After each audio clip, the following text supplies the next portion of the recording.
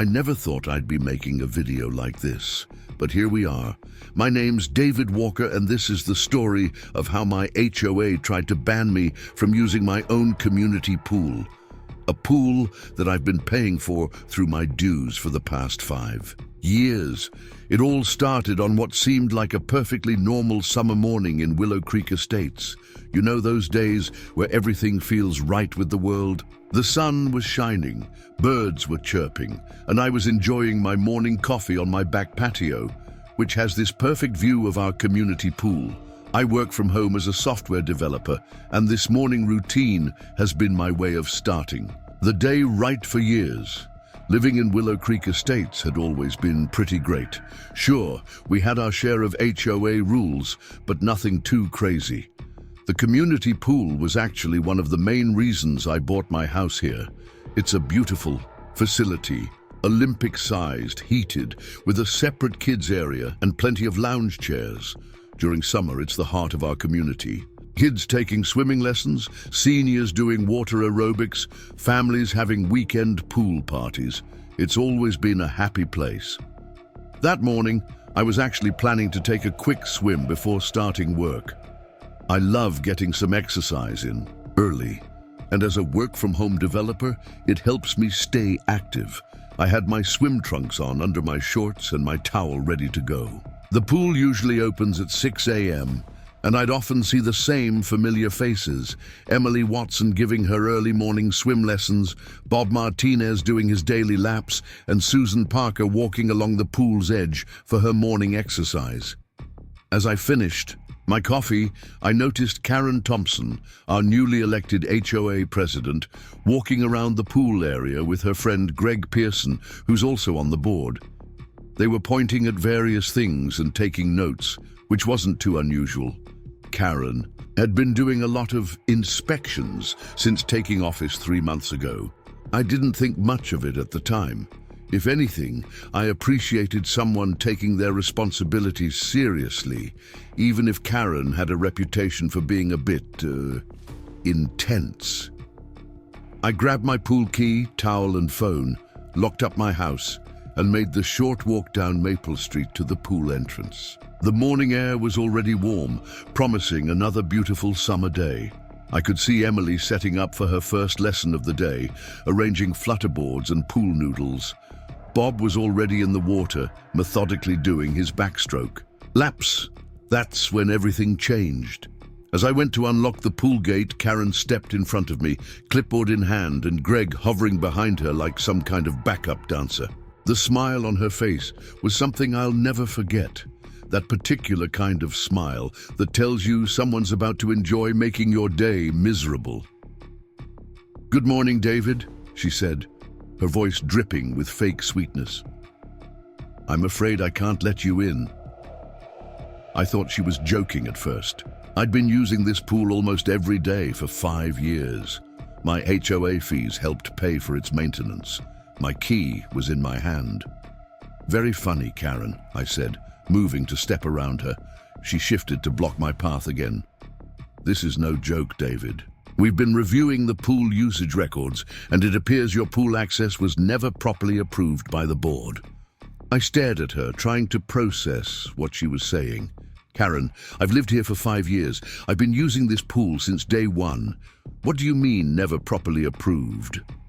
She flipped through some papers on her clipboard. "According to our records, while you did submit an initial pool usage application when you moved in, it was never formally ratified by the board. Therefore, your access is technically unauthorized." Greg nodded solemnly behind her, trying to look official, but mostly succeeding in looking like a bobblehead doll. "This is ridiculous," I said, watching as Emily paused her lesson setup to observe what was happening. "I pay my HOA fees every month. Part of those fees go directly to pool maintenance. I have a valid pool key that was issued by the HOA." Karen's smile never wavered. "The key was issued prematurely and without proper authorization. Until you submit a new application and receive board approval, I'm afraid you'll have to stay out of the pool area." I looked past them at the pool, my pool, our community's pool, where Bob had stopped his laps and was treading water, watching the scene unfold. Emily had moved closer, concern evident on her face. Through the fence, I could see Tom and Lisa Bennett arriving with their kids for their usual morning swim before summer camp.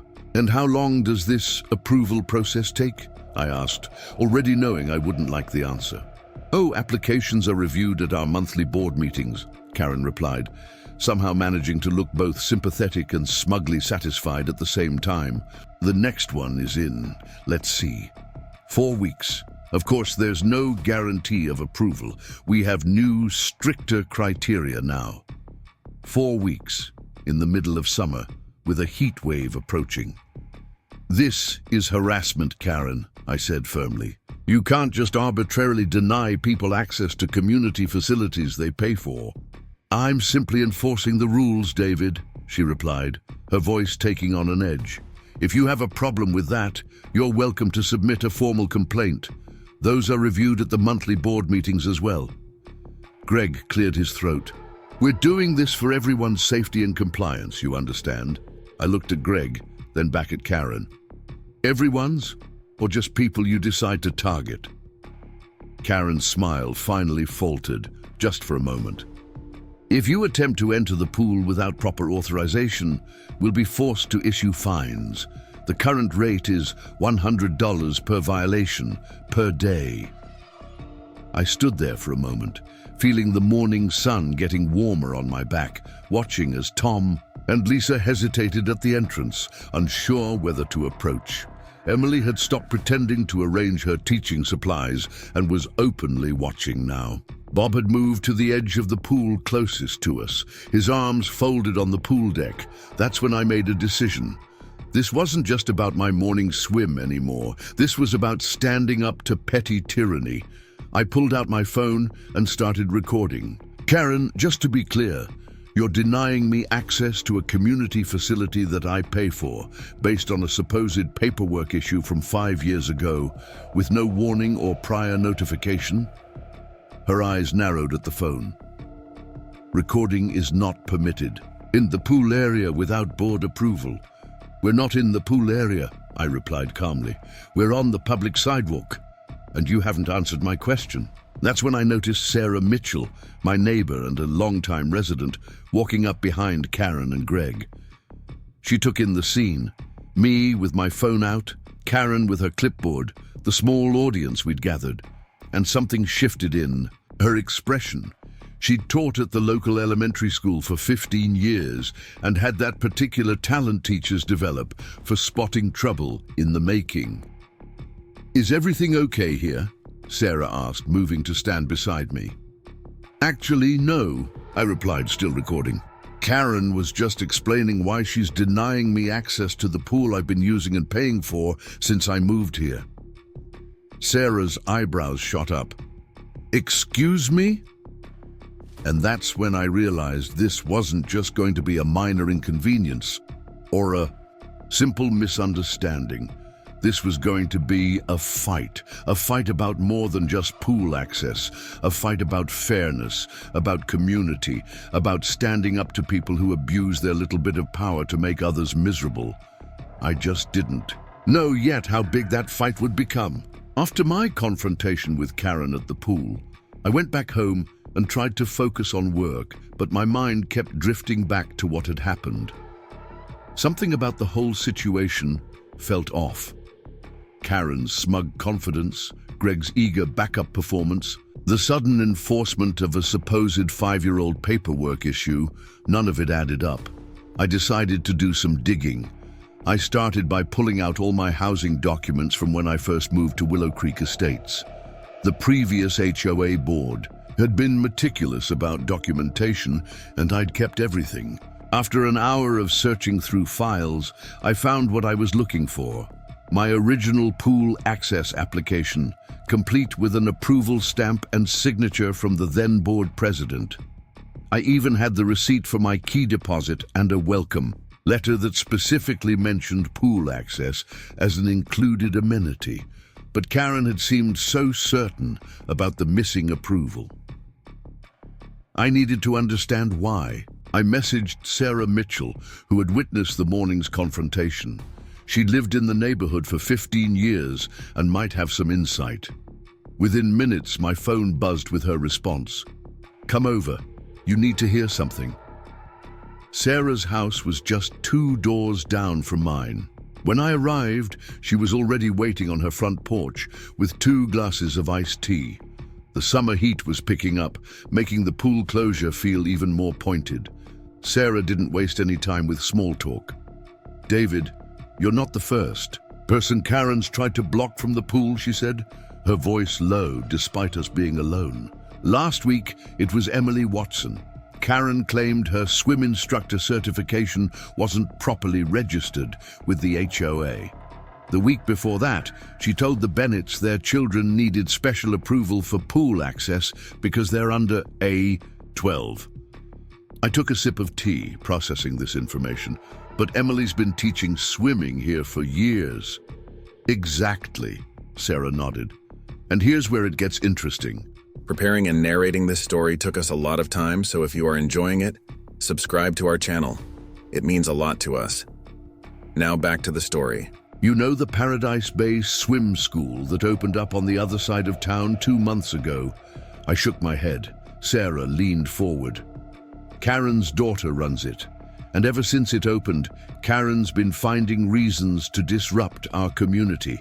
Pool programs. Emily lost 3 students last week because of the certification issue. They enrolled at Paradise Bay instead. The pieces started clicking into place, but I needed more evidence. Sarah must have seen the wheels turning in my head because she added, "Check the board meeting minutes from May. That's when things started changing." Back at home, I logged into the community portal to access the meeting minutes. May's meeting had been Karen's first as board president. As I scrolled through the document, certain items jumped out at me. New pool usage regulations had been proposed and approved, but the details were surprisingly vague. The vote had been 3-2, with Karen, Greg, and Patricia Winters voting in favor. I dug deeper into the portal, looking at previous year's documents. Our community pool had always been one of Willow Creek Estates' proudest features. The previous board had maintained detailed records of everything: maintenance schedules, water quality tests, safety certifications. But since Karen took over, the documentation had become spotty and selective. A notification popped up on my phone, a community alert from the HOA app. Important: pool access policy update. All residents must verify their pool access authorization by submitting new applications.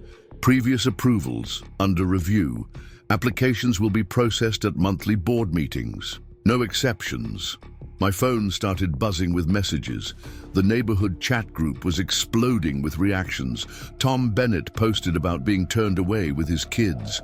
Maria Gonzalez, who ran Saturday morning water aerobics for seniors, reported that her instructor certification was suddenly under review.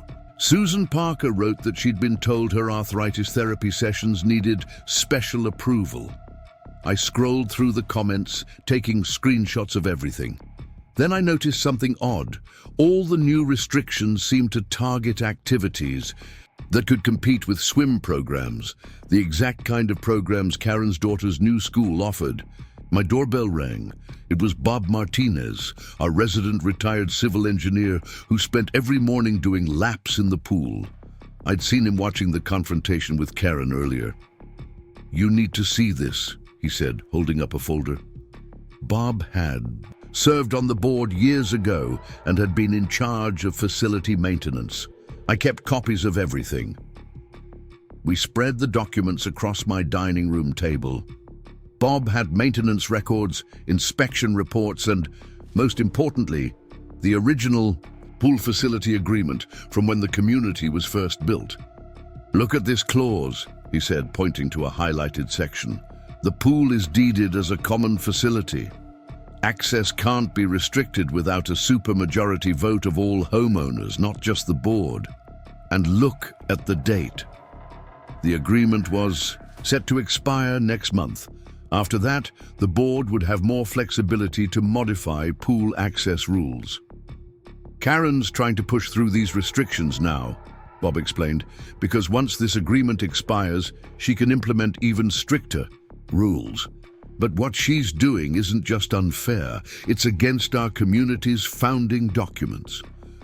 Just then, Daniel Kim, a tech entrepreneur who lived next door, sent me a message. He'd been at Paradise Bay Swim School that morning and had picked up their new brochure. The prices were triple what Emily charged for lessons, and there, listed as Executive Director of Aquatic Programs, was Amanda Thompson, Karen's daughter. I laid out all the evidence on my desk, my original pool approval, the recent meeting minutes, Bob's documents, screenshots of the community chat, Paradise Bay's brochure. A pattern was emerging, and it wasn't pretty. Karen wasn't just being a power-hungry HOA president. She was systematically dismantling our community pool programs to benefit her daughter's new business. But I needed more proof. If I was going to challenge Karen, I had to be certain. I opened my laptop and started researching local pool regulations. That's when I found something interesting. Paradise Bay Swim School had filed for their business license just 2 weeks before Karen proposed the new pool usage rules. I called Sarah to share what I'd found. "We need to talk to Patricia Winters," she said. "She's the HOA secretary and voted with Karen on the new rules, but I saw her at the pool yesterday looking uncomfortable when Karen was turning people away." Patricia had been in the neighborhood almost as long as Sarah. She lived alone and took pride in her role as board secretary, meticulously documenting everything. If anyone had records of what was really going on, it would be her. Sarah volunteered to talk to Patricia. "She comes to my garden club meetings. It'll seem more natural coming from me." While Sarah worked on Patricia, I decided to dive deeper into the Paradise Bay connection. Daniel Kim had mentioned that his cousin worked at the city planning office. A few calls later, I had some interesting information. Paradise Bay's building permits had been fast-tracked through approval, which was unusual for our city. The permitting officer's name on the documents? Gregory Pearson, our very own Greg. From the HOA board, the web of connections was growing clearer. Karen was using her position as HOA president to undermine our community pool, driving business to her daughter's new swim school. Greg had helped fast-track the permits, and in return, he got a position on the HOA board where he supported Karen's restrictions. My phone buzzed again. It was Emily Watson. "David, you need to come to the pool now." I grabbed my phone and keys, not knowing that what I was about to discover would blow this whole situation wide open. The sight that greeted me at the pool would change everything and give us the evidence we needed to stop Karen's scheme dead in its tracks. As I approached the pool area, I saw Emily standing with Maria Gonzalez near the equipment shed. They were watching as a crew of workers removed our pool's safety equipment, the life rings, shepherd's crooks, and first aid stations that had been recently upgraded. "They're saying these aren't up to code," Emily explained, making air quotes. "Karen's ordered all the safety equipment replaced with new gear from, guess where? Paradise Bay Supply Company," Maria finished, holding up an invoice she'd managed to photograph, "owned by Karen's son-in-law." I took pictures of the workers removing the perfectly good safety equipment. One of them, seeing my phone out, approached me nervously. He introduced himself as Jason and explained that he worked for the city's pool inspection department. "Look, I shouldn't be telling you this," he said, glancing around, "but there's nothing wrong with this safety equipment. We just certified it last month. This whole thing feels off." I gave Jason my contact information, thanking him for his honesty. As the workers loaded the last of our safety equipment into their truck, I noticed something that made my blood boil. The new equipment they were installing looked identical to what they'd removed, except for the Paradise Bay Supply Company labels hastily stuck over the original manufacturer's markings. This wasn't just about redirecting swim lesson business anymore. Karen was using her position to force the HOA to buy overpriced equipment from her family's company, replacing perfectly good gear that our dues had already paid for. My phone buzzed with a text from Sarah. Her conversation with Patricia Winters had been illuminating. Patricia had kept copies of everything, including emails between Karen and Greg discussing their plans for the pool. They had specifically targeted the most active pool users first, hoping to discourage community programs before the facility agreement expired. But Patricia had done more than just keep records. She'd been quietly documenting every questionable decision, every conflict of interest, every violation of HOA bylaws. She'd stayed silent out of fear of retaliation, but seeing how many families were being affected had changed her mind. "I'm sending you something," Patricia's message read. Karen didn't know I was still copied on her private board email thread. The attachment that followed was a goldmine. Emails between Karen, Greg, and Paradise Bay Swim School laying out their strategy.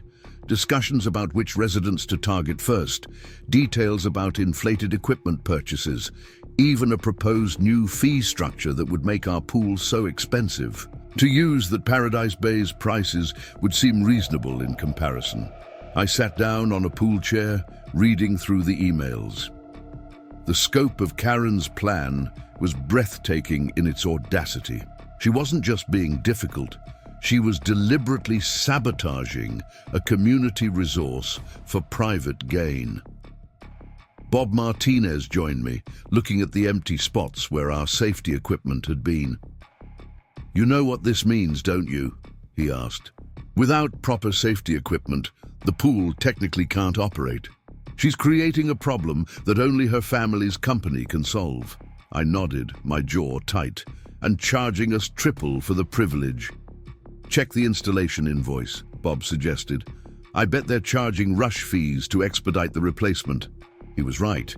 The invoice included substantial emergency installation charges. Our HOA dues were being used to pay premium prices for equipment we didn't need, enriching Karen's family in the process. Just then, Tom and Lisa Bennett walked up with their kids, pool bags in hand. They hadn't heard about Karen's new restrictions yet. I watched as Greg, who had appeared from nowhere, smugly informed them that their children's pool access was under review. Lisa Bennett, usually the quietest person at HOA meetings, surprised everyone. "Under review? We've lived here 3 years. My kids learned to swim in this pool. What exactly needs to be reviewed?" Greg stuttered something about safety protocols and proper documentation. Lisa pulled out her phone and showed him photos from last year's community pool party, photos that included Greg himself supervising the kids' swimming races. "Those procedures are no longer valid," Greg managed, but I could see doubt creeping into his expression. More residents were gathering, drawn by the conversation and the sight of the maintenance truck loaded with our perfectly good safety equipment. I looked at the growing crowd, then at the evidence on my phone. Karen had overplayed her hand. In trying to dismantle our community pool program piece by piece, she'd given us exactly what we needed to stop her. Sarah caught my eye and nodded. It was time to act. We had the proof, not just of Karen's abuse of power, but of a calculated scheme to profit from our community's resources. Now we needed to decide how to use it. What happened next would not only expose Karen's plot, but would transform how our community dealt with those who tried to exploit their positions of power for personal gain. The evidence we'd gathered was just the beginning.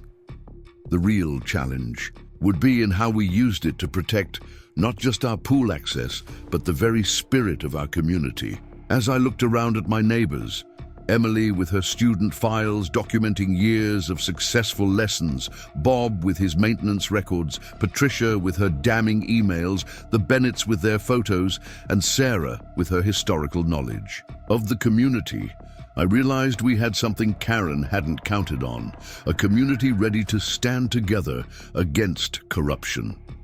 The workers finished installing the overpriced replacement equipment and drove away. The pool sat quiet in the afternoon sun, its surface unbroken by the usual splashing and laughter of a summer day.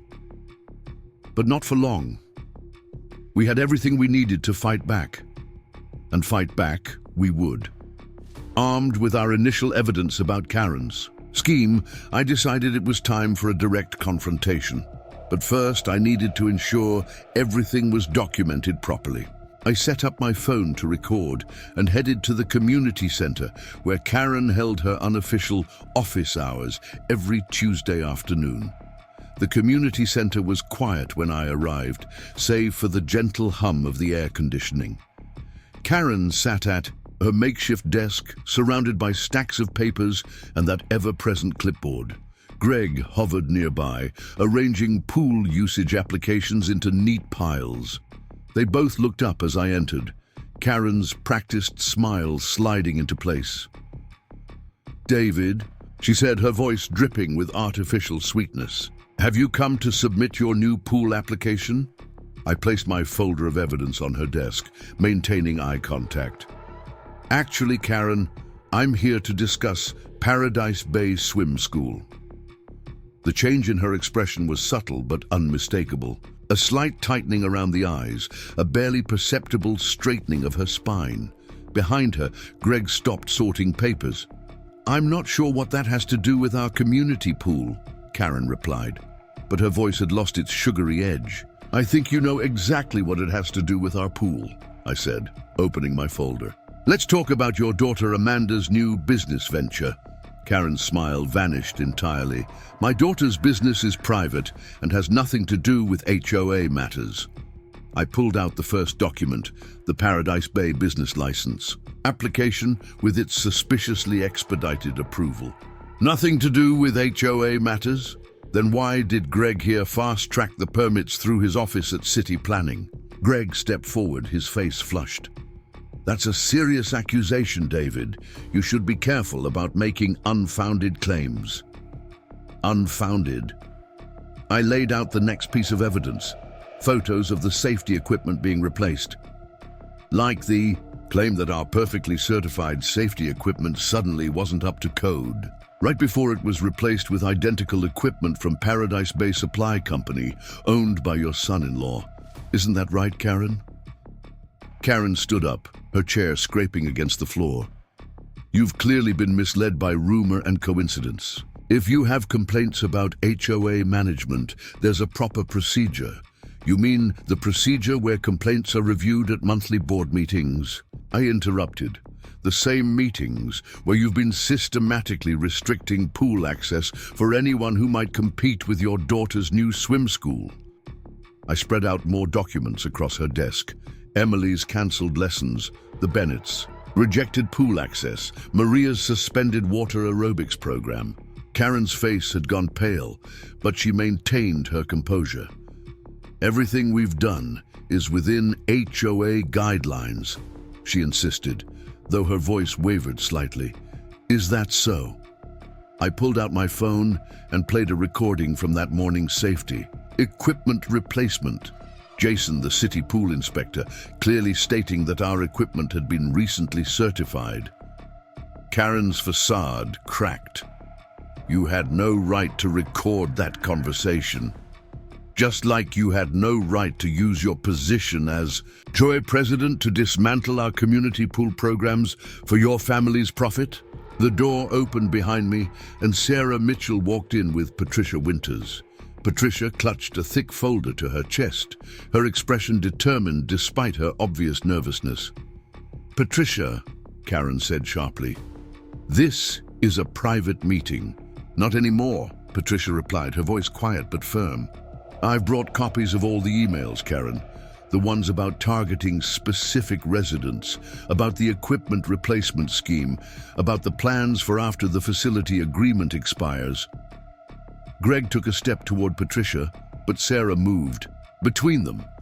"Every document has already been backed up and distributed to multiple residents," Sarah announced, "so don't even think about it." Karen sank back into her chair, her face a mask of barely contained rage. You're all making a grave mistake. These accusations are groundless, and the HOA will... Will what? I asked. Deny us pool access? Fine. Us? These emails show a clear pattern of using HOA authority for personal gain. How do you think the city council will react when they learn about Greg's permit manipulation? The room fell silent. Even the air conditioning seemed to hold its breath. What do you want? Karen finally asked, her voice cold. First, immediate reinstatement of all pool access and programs. Second, your resignation from the board. Third, a full refund of all fines and fees related to your false restrictions. You can't force me to resign, Karen snapped. Actually, Patricia interjected, opening her folder. According to Bylaw Section 7.3, the board can vote to remove an officer for cause, including conflicts of interest and abuse of position. I've already spoken with James Foster and the other board members. They've called an emergency meeting for tomorrow morning. Karen's composure shattered. Patricia, after everything I've done for you, you mean after how you've used me? Patricia's voice trembled but held firm. I've watched you hurt this community, hurt our neighbors, all for your family's profit. I can't stay quiet anymore. Greg tried to salvage the situation. Let's all calm down and discuss this rationally. I'm sure we can come to some arrangement. The only arrangement, I interrupted, is the one I've outlined. Resign, reinstate pool access, refund the fees. Otherwise, everything we have goes to the city council, the local news, and our attorneys. Karen stood again, gathering her things with shaking hands. You have no idea what you're doing. This community needs strong leadership, needs someone willing to maintain standards. No, Karen, Sarah said firmly. This community needs leaders who serve the community, not themselves. A knock at the door interrupted us. Bob Martinez entered, followed by Tom and Lisa Bennett, Emily Watson, and several other residents. The room suddenly felt very small. We heard raised voices, Bob said mildly. Thought we'd check if everything was all right. Karen looked at the assembled faces, recognition dawning in her eyes. These weren't just angry residents. These were her neighbors. People she'd tried to bully and manipulate, now united against her. You have until the emergency board meeting tomorrow to decide, I said. Resign voluntarily or be removed. Either way, this ends now.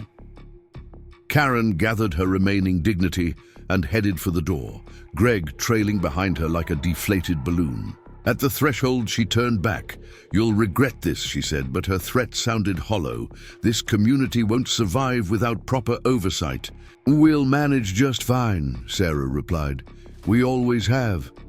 After they left, the room erupted in conversation. Patricia began sharing copies of the emails. Emily started planning the reinstatement of her swim programs, and the Bennetts hugged each other in relief. I felt a hand on my shoulder. It was Bob. Well done, he said quietly. But you know this isn't over, right? I nodded. Karen might be cornered, but she wasn't finished. She had until tomorrow's meeting to plot her response. And I knew her well enough now to expect one last fight.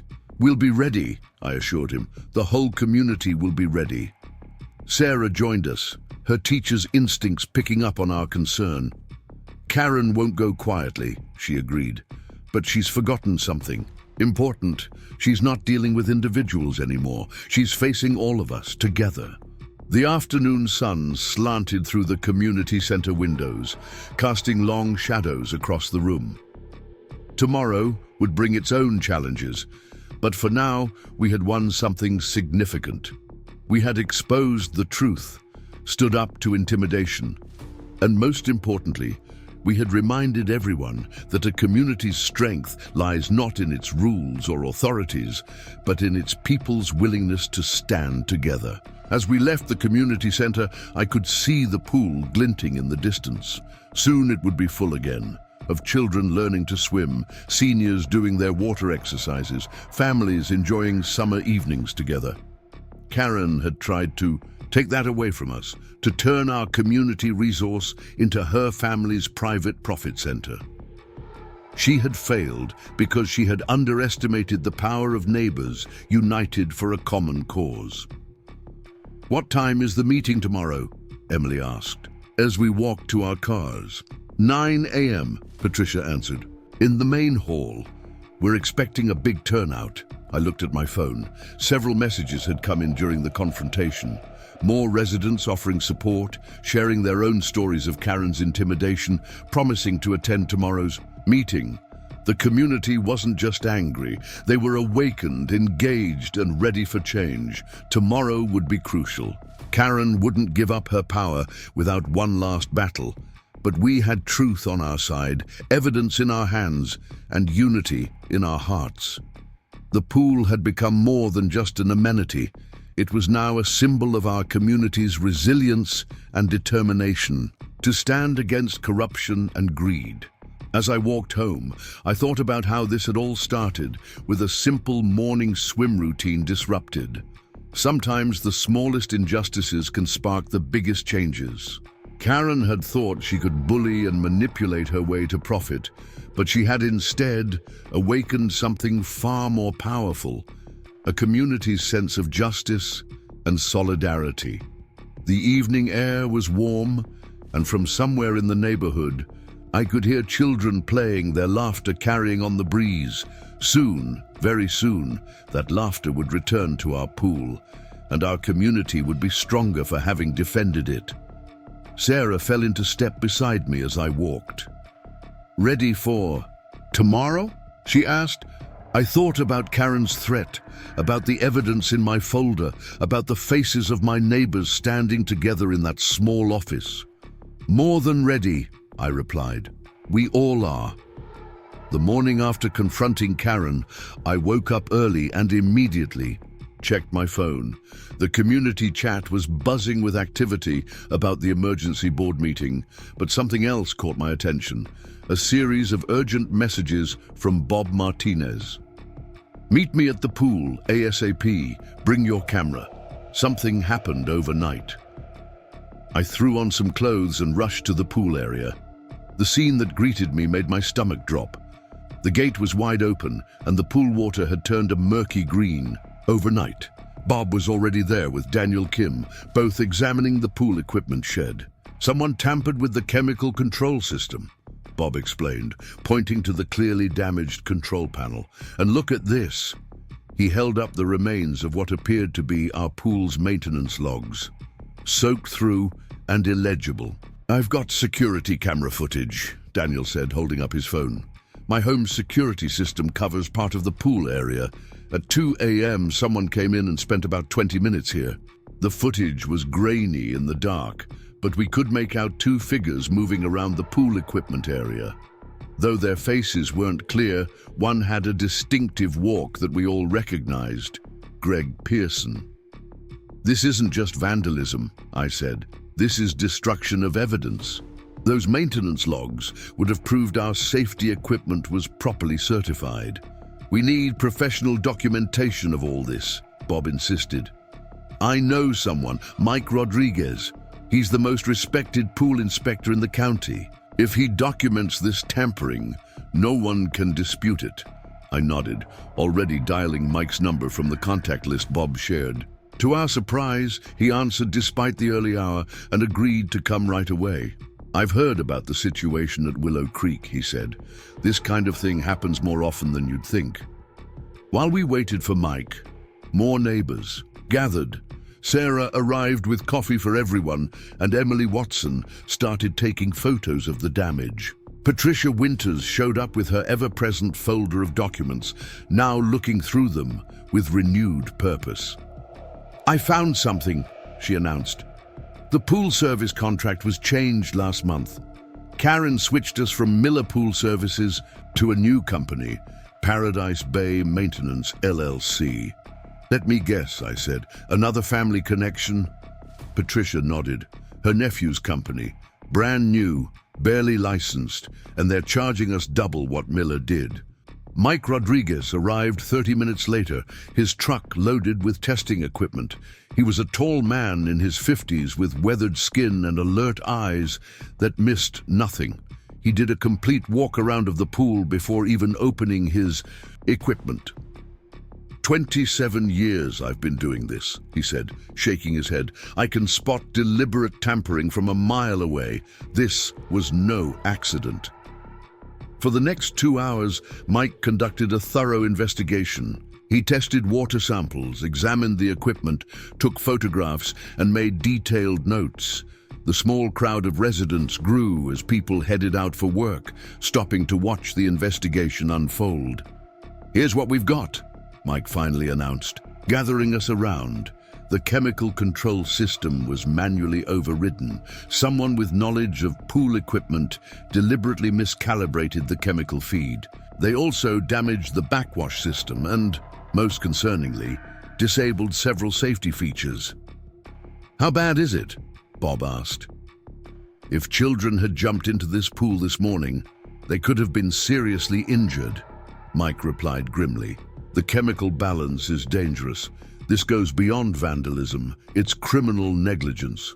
Mike's official inspection report was damning. He documented everything: the tampered equipment, the dangerous chemical levels, the disabled safety features. He also noted that our recently replaced safety equipment, the expensive gear from Paradise Bay Supply, didn't meet current code requirements. These life rings, Mike pointed to the new equipment. The rope length is too short. The Shepherd's hooks are lightweight aluminum instead of regulation fiberglass. None of this would pass a real inspection. As Mike worked, I noticed James Foster, one of the neutral board members, watching from the parking lot. He walked over, his face grave.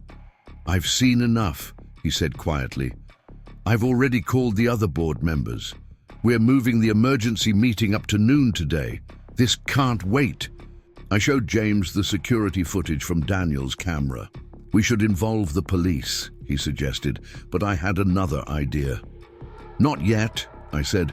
Let's save that for if Karen doesn't resign. Right now, we need one more expert opinion. I called Rachel Chen, a real estate attorney recommended by Sarah. Despite her busy schedule, Rachel agreed to meet us immediately at her office.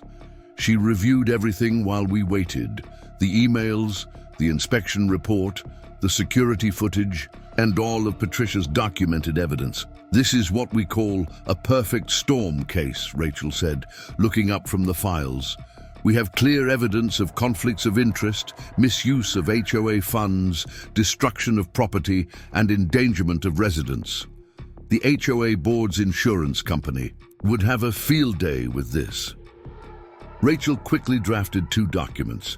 The first was a detailed legal notice outlining Karen and Greg's violations of HOA bylaws, state regulations, and possibly criminal law. The second was a simple letter of resignation for Karen to sign. Present her with both at the meeting, Rachel advised. Make it clear that signing the resignation is her best option. If she refuses, the legal notice goes to the police, the insurance company, and the state HOA oversight board. Mike Rodriguez's report arrived by email while we were still in Rachel's office. It was comprehensive and devastating. He'd included chemical analysis reports, detailed photographs, and a professional assessment that left no doubt about the deliberate nature of the tampering. One more thing, Rachel said as we prepared to leave. Given the evidence of tampering, I recommend hiring immediate security for the pool area. I can have a licensed firm there within the hour. We agreed, and Rachel made the call. By the time we returned to Willow Creek Estates, 2 professional security guards were already stationed at the pool, documenting everyone who came near and preventing any further tampering. The crowd at the community center was already gathering. Even though it was only 11 a.m., Karen's car was conspicuously absent, but Greg's was there, and he looked nervous as he paced the parking lot. Sarah organized a quick meeting in my house before the board session. The core group was all there. Bob with his technical knowledge, Patricia with her documents, Daniel with the security footage, Emily representing the affected instructors, and the Bennetts speaking for the families. "Remember," Rachel advised, "us via speakerphone, stick to the facts. Don't let emotion drive the discussion. The evidence speaks for itself." Mike Rodriguez had agreed to attend the board meeting to present his findings in person. His reputation in the industry was impeccable, and his testimony would be crucial. As noon approached, we gathered our materials and headed to the community center. The main hall was packed. It seemed like every resident of Willow Creek Estates had shown up. The mood was tense but determined. James Foster had arranged the room properly, with the board table at the front and chairs for residents. A projector was set up to display Daniel's security footage and Mike's photographs. Everything was ready. At exactly noon, Karen walked in with Greg close behind. She faltered slightly at seeing the crowd, but quickly recovered her composure. She took her seat at the board table, arranged her papers, and reached for her gavel. But before she could call the meeting to order, James Foster stood up. "Given the circumstances," he announced, "I move that the board immediately address the evidence of misconduct and safety violations at our community pool." The next 2 hours would change Willow Creek Estates forever. We had the experts, we had the evidence, and we had the truth. Karen's reign of manipulation was about to end, but first, we would have to weather one final storm. Mike Rodriguez stood at the front of the room, his inspection report projected on the screen behind him. The photos of the damaged equipment and chemical analysis results were stark and undeniable. Karen's face grew paler with each slide. "In my professional opinion," Mike concluded, "this was a deliberate attempt to create a dangerous situation at your pool. The timing and nature of the tampering suggest it was done by someone with knowledge of pool equipment and access to the facility." The security footage played next. Despite the grainy quality, Greg's distinctive gait was recognizable to everyone who had lived in the community. The murmurs in the room grew louder. Rachel Chen had arranged for her associate to attend, and now he stood to present the legal implications. The pattern of conflicts of interest, the safety violations, the evidence of deliberate tampering. It all painted a damning picture. Through it all, Karen sat rigid in her chair, her knuckles white as she gripped the edge of the table. Greg had shrunk into his seat, avoiding eye contact with everyone. James Foster called for a brief recess, during which Rachel's associate presented Karen with the 2 documents, the resignation letter and the legal notice. Her hands shook as she read them. "This is blackmail," she hissed. "No, Karen," I replied calmly. "This is accountability." The evidence was overwhelming, the expert's testimony unimpeachable, and the community's unity unshakable. Karen had one last choice to make, but really, her choices had run out the moment she decided to put her family's profit above our community's well-being. The security guards still stood watch over our pool, protecting it from further tampering. Soon, very soon, it would be restored to its proper condition and returned to the community it served. But first, we had to complete this meeting, had to see justice done, had to ensure that no future board member would ever again dare to exploit our community for personal gain. As the recess ended and the residents filed back into their seats, there was a sense of history in the making. This wasn't just about a pool anymore. It was about standing up to corruption, about neighbors uniting for justice, about experts and professionals lending their authority to support the truth.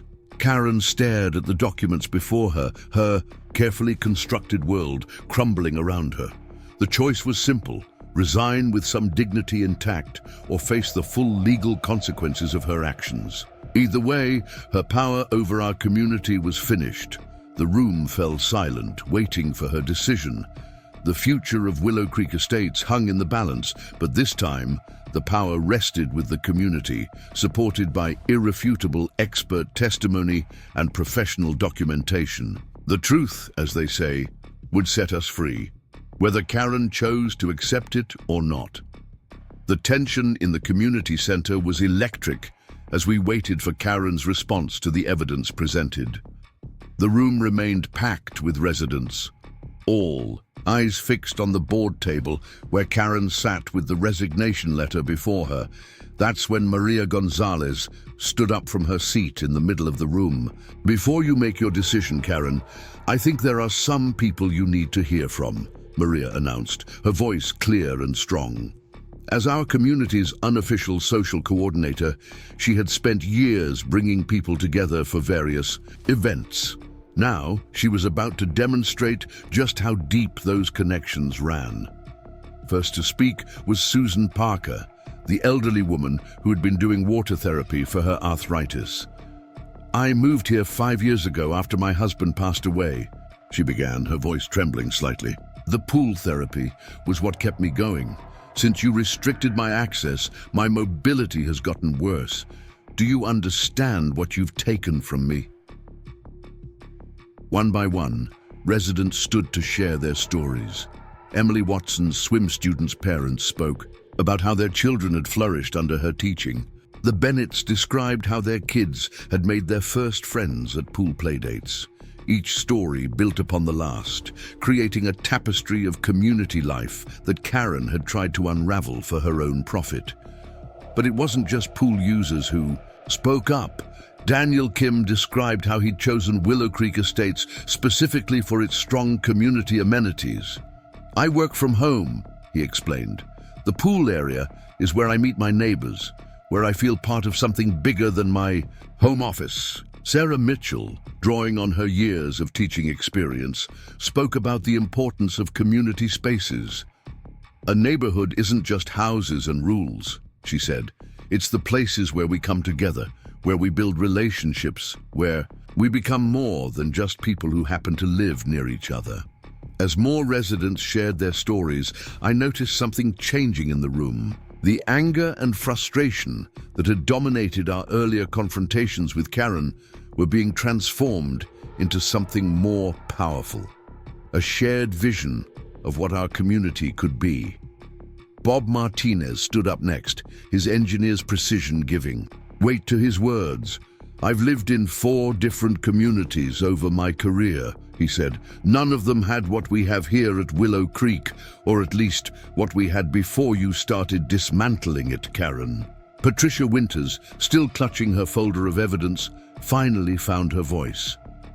"I voted with you on those initial restrictions," she admitted, addressing Karen directly. "You told me it was about safety, about proper procedures, but it was never about that, was it? It was about destroying something that belonged to all of us for your family's profit." The room murmured in agreement. Karen's face had lost its usual mask of authority, replaced by something that looked almost like fear. Greg had stopped trying to defend their actions and sat slumped in his chair. James Foster, who had been taking notes throughout the testimonies, spoke next. "As a board member, my job is to serve the community's interests. Listening to these stories, it's clear that I lost sight of that. It's time for change." Then Maria Gonzalez took center stage again, this time with a proposal. "We shouldn't just be fighting against something," she said. "We should be fighting for something. I propose we create a community pool committee elected by residents to oversee pool operations and ensure this never happens again." The idea caught fire immediately. Residents began discussing potential committee structures, suggesting ways to make pool management more transparent and inclusive.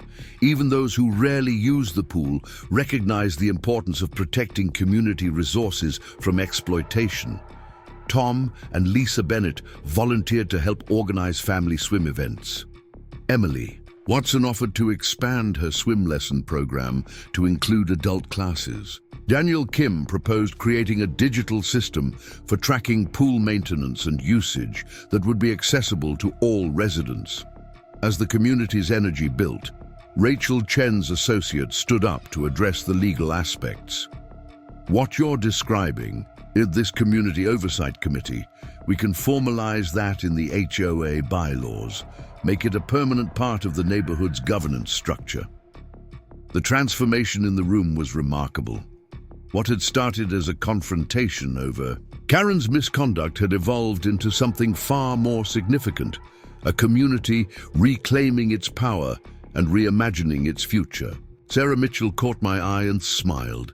She understood what was happening. This wasn't just about stopping Karen anymore. It was about building something better in the aftermath of her attempted exploitation. Robert Bob Martinez had been quietly working on something during the testimonies. He now stood up with a detailed proposal.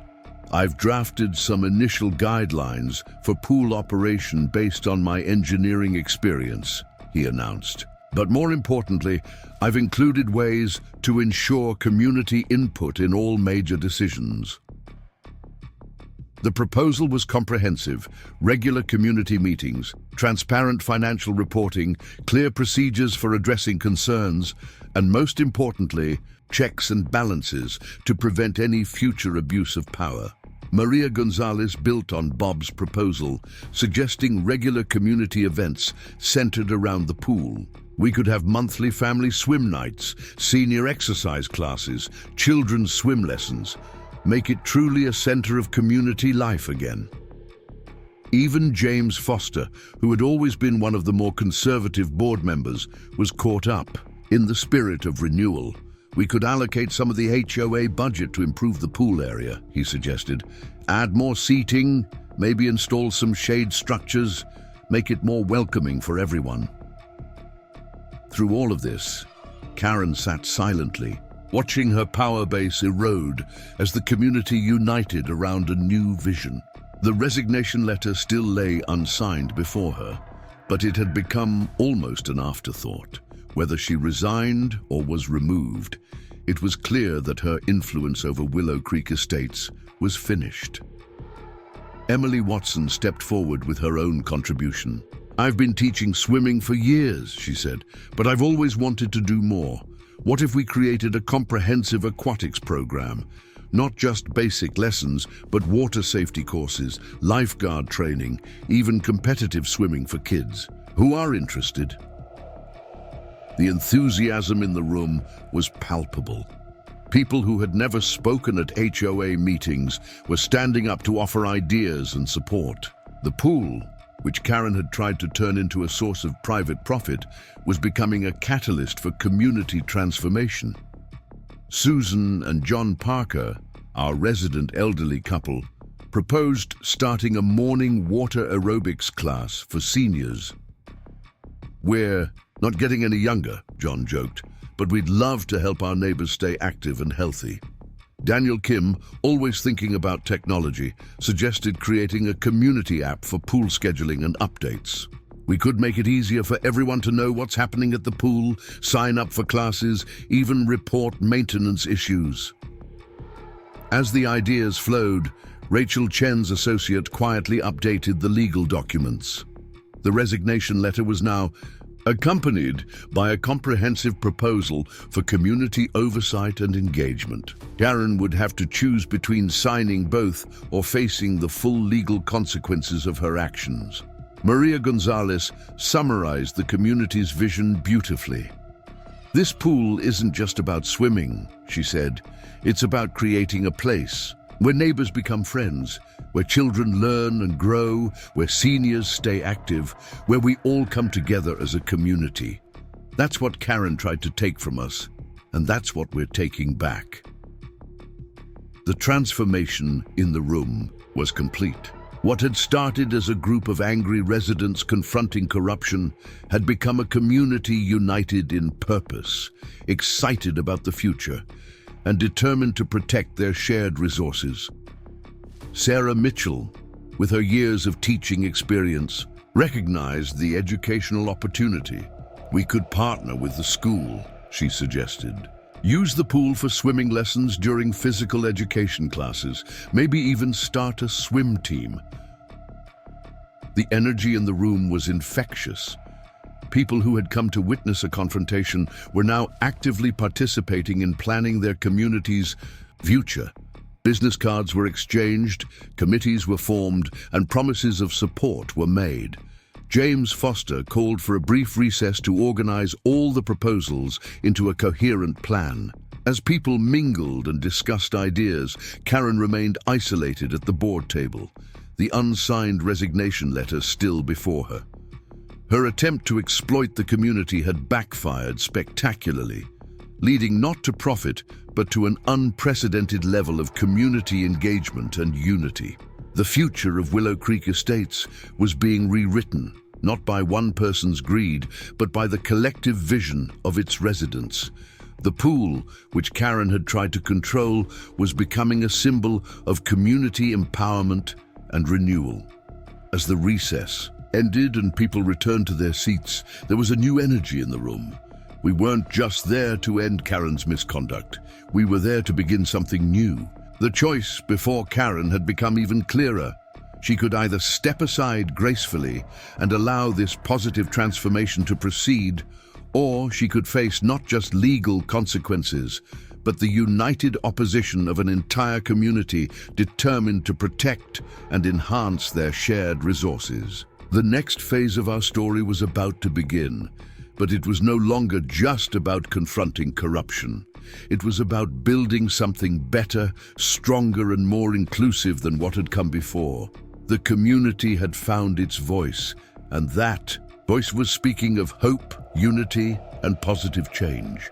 The community's energy and unity were inspiring, but we needed more than just testimony and good intentions to ensure lasting change.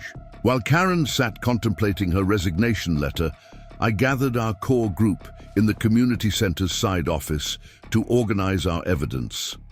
Daniel Kim had brought his laptop and external hard drive, ready to create a digital archive of everything we'd collected. Patricia Winters spread her documents across the conference table, while Bob Martinez arranged his technical assessments and Mike Rodriguez's inspection report. "We need to document everything systematically," Daniel said, creating folders on his laptop, not just for today's meeting, but for future reference. "We can't let anyone forget or deny what happened here." Sarah Mitchell pulled out her phone, scrolling through months of photographs she'd taken at community events. "Look at these," she said, laying her phone on the table. "I've got pictures of every major pool event for the past 2 years. You can see exactly when things started changing after Karen took over." The photos told a clear story. Vibrant community gatherings gradually gave way to empty pool chairs and closed for inspection signs. The transformation was stark when viewed in chronological order. Emily Watson had brought her lesson records, meticulously documenting every class she'd taught. "Here's where they started canceling my sessions," she said, pointing to entries from 2 months ago. Always with different excuses, but look at the pattern. Bob Martinez was examining the pool equipment invoices, his engineering background, helping him spot irregularities. "These prices for the Paradise Bay Supply Company equipment are inflated by at least 300%, he noted. "And look at these specifications. They don't match industry standards." Patricia had organized her emails chronologically, creating a timeline of Karen's gradual takeover. "It started small," she explained. "Little changes to the pool rules, minor restrictions, but look how it escalated once Paradise Bay's swim school opened." Maria Gonzalez had brought something unexpected, her personal journal where she'd recorded residents' complaints and concerns. "I started keeping track when people began coming to me about pool access issues," she said.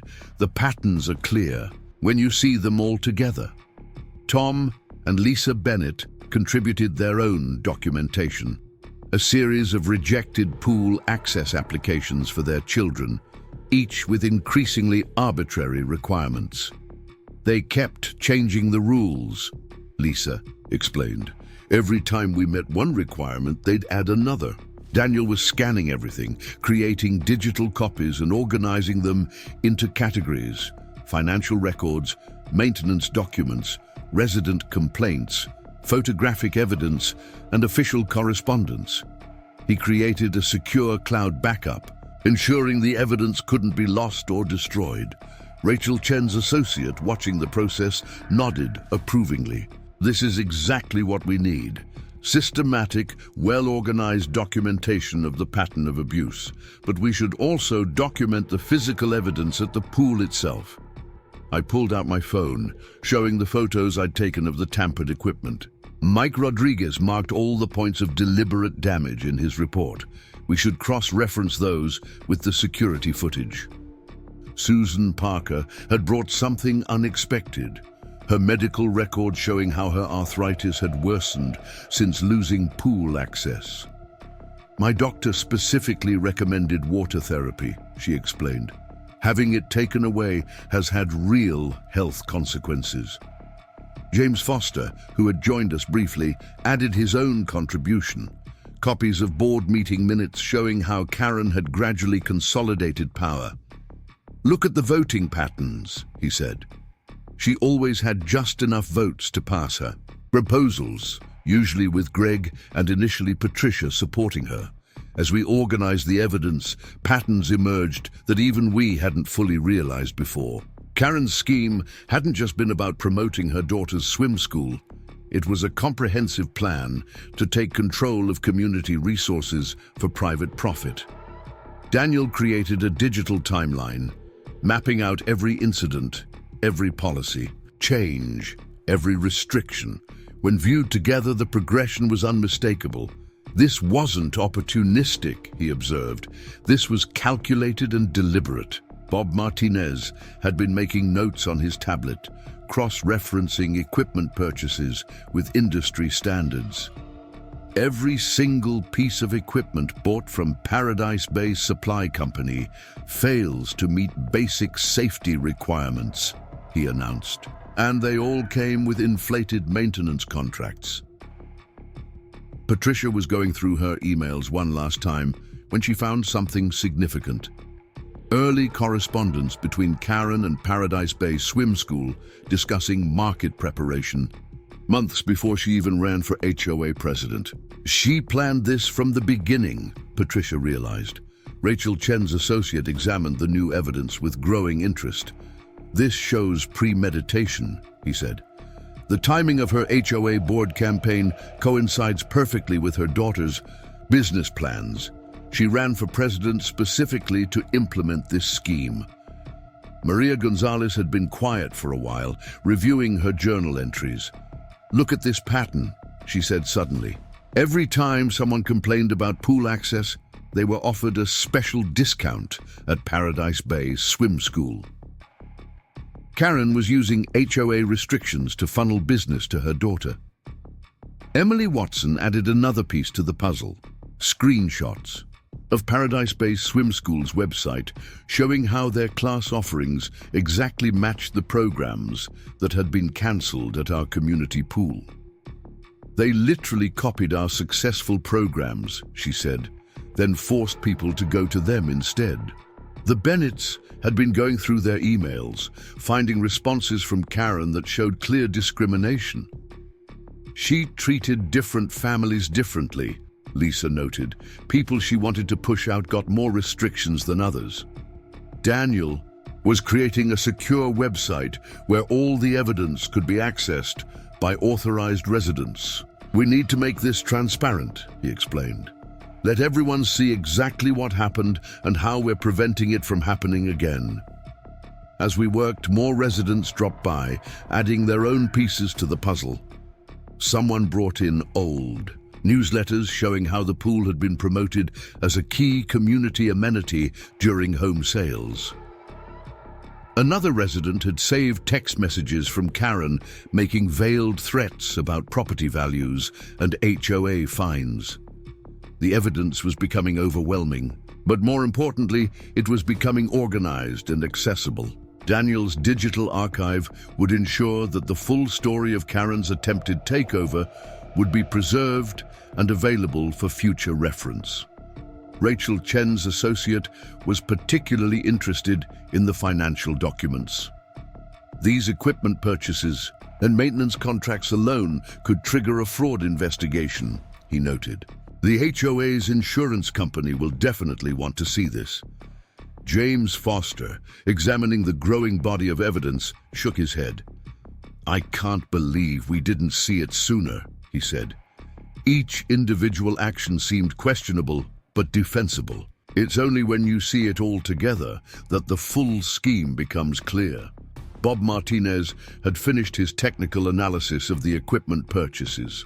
"I've documented at least $50,000 in unnecessary or overpriced equipment purchases," he reported, "all from companies connected to Karen's family." Patricia was organizing the final set of documents when she found something that made her gasp. "Look at this," she said, holding up a paper. "It's a draft contract between the HOA and Paradise Bay Swim School. They were planning to completely privatize our pool. The contract would have given Paradise Bay Swim School exclusive rights to use the pool during prime hours, leaving residents with minimal access to their own facility. The document was unsigned but fully drafted, ready to be implemented once Karen had completed her takeover. Daniel quickly scanned the contract, adding it to his digital archive. "This is the smoking gun," he said. "This proves the endgame they were working toward." Maria Gonzalez took a step back, looking at the wall where we'd created a physical timeline of events. "When you see it all laid out like this," she said, "it's incredible how systematic it was. They really thought they could get away with it. Our work organizing the evidence had taken several hours, but the result was worth it. We now had a comprehensive, well-documented case showing not just individual incidents of misconduct, but a deliberate long-term scheme to exploit community resources for private gain." Rachel Chen's associate was already drafting additional legal documents based on the new evidence. "This goes beyond HOA violations," he explained. "There are potential criminal charges here: fraud, conspiracy, misuse of funds." As we finished organizing the last of the documents, we could hear the crowd in the main room growing restless. It was time to present our evidence, not just to confront Karen with proof of her misconduct, but to show the entire community exactly how their trust had been betrayed. The evidence we'd gathered would do more than just force Karen's resignation. It would serve as a foundation for the reforms we needed to implement, a warning to future board members who might be tempted to abuse their power, and a reminder of why community oversight and transparency were so essential. Daniel saved the final files and backed up everything one last time. "It's ready," he said, closing his laptop. "Every document, every photo, every piece of evidence, all organized and preserved." We gathered our materials, ready to return to the main room where Karen still sat with her unsigned resignation letter. The evidence we'd organized would make her decision simple: resign now or face the full consequences of her actions, documented in irrefutable detail. The truth was organized, archived, and ready to be revealed. Karen's carefully constructed scheme was about to come crashing down, buried under an avalanche of evidence that even she couldn't deny or explain away. Rachel Chen's law office was located in a modern building downtown, its glass walls reflecting the morning sunlight. Our group had gathered there early, armed with all our organized evidence. The sleek conference room felt worlds away from our community pool, but the stakes couldn't have been higher. Rachel sat at the head of the conference table, reviewing the last of our documents. Her reputation for handling HOA disputes was well earned. She'd spent the last hour asking precise questions about every detail of Karen's scheme. Now she looked up, her expression serious but confident. "What we have here is more than just HOA mismanagement," she said, arranging the papers before her. "We're looking at potential criminal fraud, misuse of funds, and conspiracy to defraud homeowners. We need to involve the proper authorities." Sarah Mitchell, who had taken the morning off from teaching, leaned forward. "What authorities exactly?" Rachel began laying out a strategic plan. First, we'll file a formal complaint with the state, HOA Oversight Board. They have regulatory power over homeowners associations and can freeze assets if they suspect financial misconduct. Second, we'll contact the County District Attorney's Office. The equipment tampering and safety violations fall under their jurisdiction. Bob Martinez nodded in agreement. The tampering especially, that could have caused serious harm. Exactly, Rachel continued. And third, we'll notify the HOA's insurance carrier. They'll want to launch their own investigation once they learn about the safety violations and financial irregularities. Patricia Winters, who had brought additional documents from her home office, spoke up. I found something else this morning, she said, sliding a folder across the table. Insurance claims Karen filed for pool equipment that was never actually replaced. The money went to Paradise Bay Supply Company instead. Rachel examined the new documents, her eyebrows rising. This is insurance fraud, clear and documented. She pressed a button on her desk phone. Linda, could you get Judge Harrison's office on the line? We need an emergency injunction. While Rachel's assistant made the call, Daniel Kim set up his laptop to share the digital evidence he'd organized. The timeline he'd created showed the progression of Karen's scheme in stark detail. Judge Harrison has a few minutes now, Linda announced through the speaker. Rachel quickly outlined our situation to the judge, emphasizing the immediate safety concerns and the risk of further evidence tampering. Judge Harrison's voice was crisp and authoritative through the speaker. Based on what you've presented, I'm issuing an emergency injunction, the judge declared. The current board is barred from making any changes to pool policies or accessing HOA funds until a full hearing. I'm also ordering all documents preserved. Ms. Chen, have your office prepare the formal paperwork. It was our first major victory, with legal authority, but Rachel was already moving on to the next step. She called the State HOA Oversight Board, putting them on speaker so we could all hear. This is exactly the kind of case we're designed to handle, said Director Thompson at the Oversight Board. I'm dispatching investigators today. Tell your residents to secure any additional documents they might have. We'll need statements from everyone affected. Maria Gonzalez had been quietly making notes. I can coordinate resident statements, she offered. Set up a schedule so everyone has time to share their experiences. Rachel nodded approvingly. Perfect. The more documented statements we have, the stronger our case. She turned back to her phone. Director Thompson, we also have evidence of safety violations that need immediate attention. Send everything you have, Thompson replied. We'll coordinate with county inspectors. If there are safety violations, we can issue emergency orders to protect residents. Emily Watson spoke up from her seat near the window. What about the swim programs that were cancelled? Some families paid for lessons they never received because of Karen's restrictions. Rachel made another note. That's another legal issue. The breach of contract and possibly theft by deception. We'll add it to the complaint. Just then, Rachel's assistant hurried in with a stack of papers. The injunction is ready for Judge Harrison's signature, she announced, and there's a detective from the white-collar crimes unit here to see you. Detective Sandra Morris entered the conference room, her badge gleaming at her belt. She took in our group with experienced eyes before sitting down. The DA's office is very interested in this case, she said, pulling out a notebook. We've been investigating similar schemes at other HOAs. This might be connected to a larger pattern. The revelation that Karen's actions might be part of a broader criminal enterprise added new urgency to our efforts. Detective Morris began taking detailed statements, starting with Bob's account of the equipment tampering. The security footage is particularly important, she noted, watching Daniel's recording of the nighttime vandalism. We can enhance this at our lab, get better identification of the perpetrators. Rachel's phone buzzed with an email.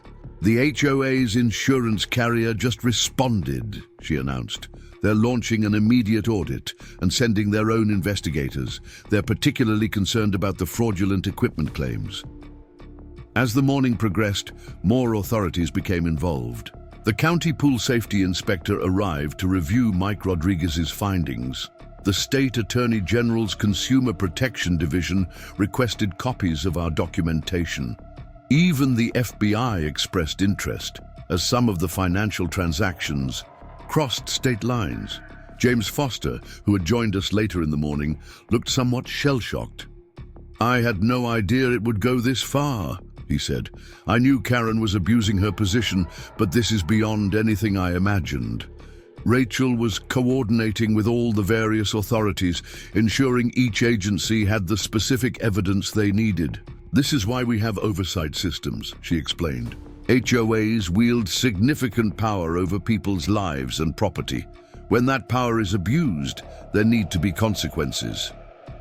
Detective Morris had finished taking statements and was reviewing the financial documents. "We'll need to move quickly," she said. "Once Karen realizes the authorities are involved, she might try to destroy evidence or move assets." As if on cue, Rachel's phone rang. It was one of the security guards we'd posted at the pool. "Someone just tried to access the equipment room," he reported. "We stopped them, but they claimed to be from Paradise Bay Maintenance." Detective Morris was already on her radio, dispatching officers to the pool. "We'll post police surveillance," she said. "No one touches anything without proper authorization now." The State HOA Oversight Board investigators arrived next, setting up in an adjacent conference room. They began conducting formal interviews with residents, documenting every instance of Karen's misconduct. "We're seeing a clear pattern of abuse," the lead investigator told us. "The evidence suggests this was a long-term strategy to exploit HOA resources for private gain. We'll be freezing all HOA accounts pending our investigation." Rachel was drafting additional legal documents, her fingers flying over her keyboard. "We're filing for an emergency removal of the current board," she explained. "Given the evidence of criminal conduct, we can expedite the process." Tom and Lisa Bennett had been quietly providing additional statements about their experiences with Karen's restrictions. Now Lisa looked up, concern on her face. "What happens to our pool access while all this is being investigated?" Rachel had anticipated this question. "The injunction includes provisions for immediate restoration of all resident access rights," she said. Judge Harrison was very clear. "The pool is to return to normal operations under temporary oversight." A representative from the insurance company arrived, armed with audit forms and a stern expression. "We'll need detailed documentation of every equipment purchase, every maintenance contract, every claim filed," she said. "If we find fraud, we'll pursue full restitution." Maria Gonzalez had organized an impromptu resident support network, coordinating statements and ensuring everyone affected had a chance to speak with the various authorities. The scope of Karen's misconduct was becoming clearer with each new testimony. Detective Morris finished her initial investigation and stood to leave. "We have enough for multiple criminal charges," she announced.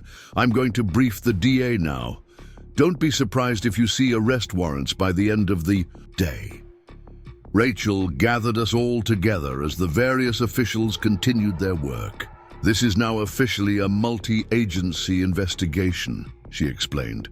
"Karen's not just facing removal from the board, she's looking at serious criminal charges. The same goes for anyone who helped her, including Greg." The weight of authority had shifted the dynamic completely. What had started as a community dispute over pool access had evolved into a full-scale investigation of criminal misconduct. Karen's power play had backfired spectacularly, bringing scrutiny she never anticipated. Sarah Mitchell summed it up perfectly. She thought she was untouchable because she controlled the HOA board. She forgot that there are always higher authorities, always systems of accountability. Rachel was already preparing for the next phase. Once the criminal investigations are complete, we'll pursue civil actions to recover damages, she explained. The HOA's insurance will help, but we want to ensure every resident affected is made whole. As the morning turned to afternoon, the various authorities continued their work. The conference room had become a command center for unraveling years of misconduct and abuse of power. Karen's scheme, which had seemed so intimidating when it was just us against the HOA board, was crumbling under the weight of official scrutiny. Bob Martinez watched the proceedings with satisfaction. "This is why we have laws and regulations," he said. "No one is above them, not even HOA presidents." Rachel's phone buzzed one final time. Judge Harrison's office, the emergency injunction, was signed and being served to Karen and the board members. The legal wheels were fully in motion, and there would be no stopping them now. The authorities we'd brought in would ensure justice was served, but more importantly, they would help us rebuild our community's governance on a foundation of transparency and accountability. Karen's reign was ending not just in resignation, but in the full light of legal scrutiny and official investigation. The emergency injunction had been served, the authorities were involved, and Karen's scheme was unraveling rapidly. But we should have known she wouldn't go down without a fight. Her response came swiftly and aggressively, proving that even cornered, she was dangerous. Early the next morning, residents woke up to find official-looking notices posted on their doors.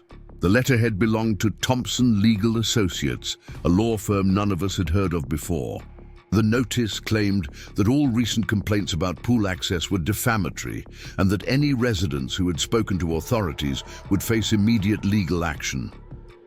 My phone started ringing before I'd finished my first cup of coffee. Sarah. Mitchell called first, then Maria Gonzalez, followed by a stream of concerned neighbors. The notices had created exactly the kind of fear and confusion Karen wanted. Rachel Chen, however, was unimpressed when I sent her a photo of the notice. "Thompson Legal Associates doesn't exist," she said after a quick search. "The letterhead is fake, and making false legal threats is itself illegal. Document everything and don't remove the notices. They're evidence of intimidation." But Karen wasn't done. By mid-morning, Greg Pearson was going door to door, telling residents that their HOA insurance rates would skyrocket because of the investigations and their property values would plummet. He carried a stack of market analysis, papers showing dramatic drops in home values in other communities that had HOA disputes. Daniel Kim, our tech-savvy neighbor, quickly discovered that the market analysis was fabricated. The communities cited in Greg's papers didn't exist, and the data was completely fictional. But the damage was already being done. Some residents were beginning to waver in their support.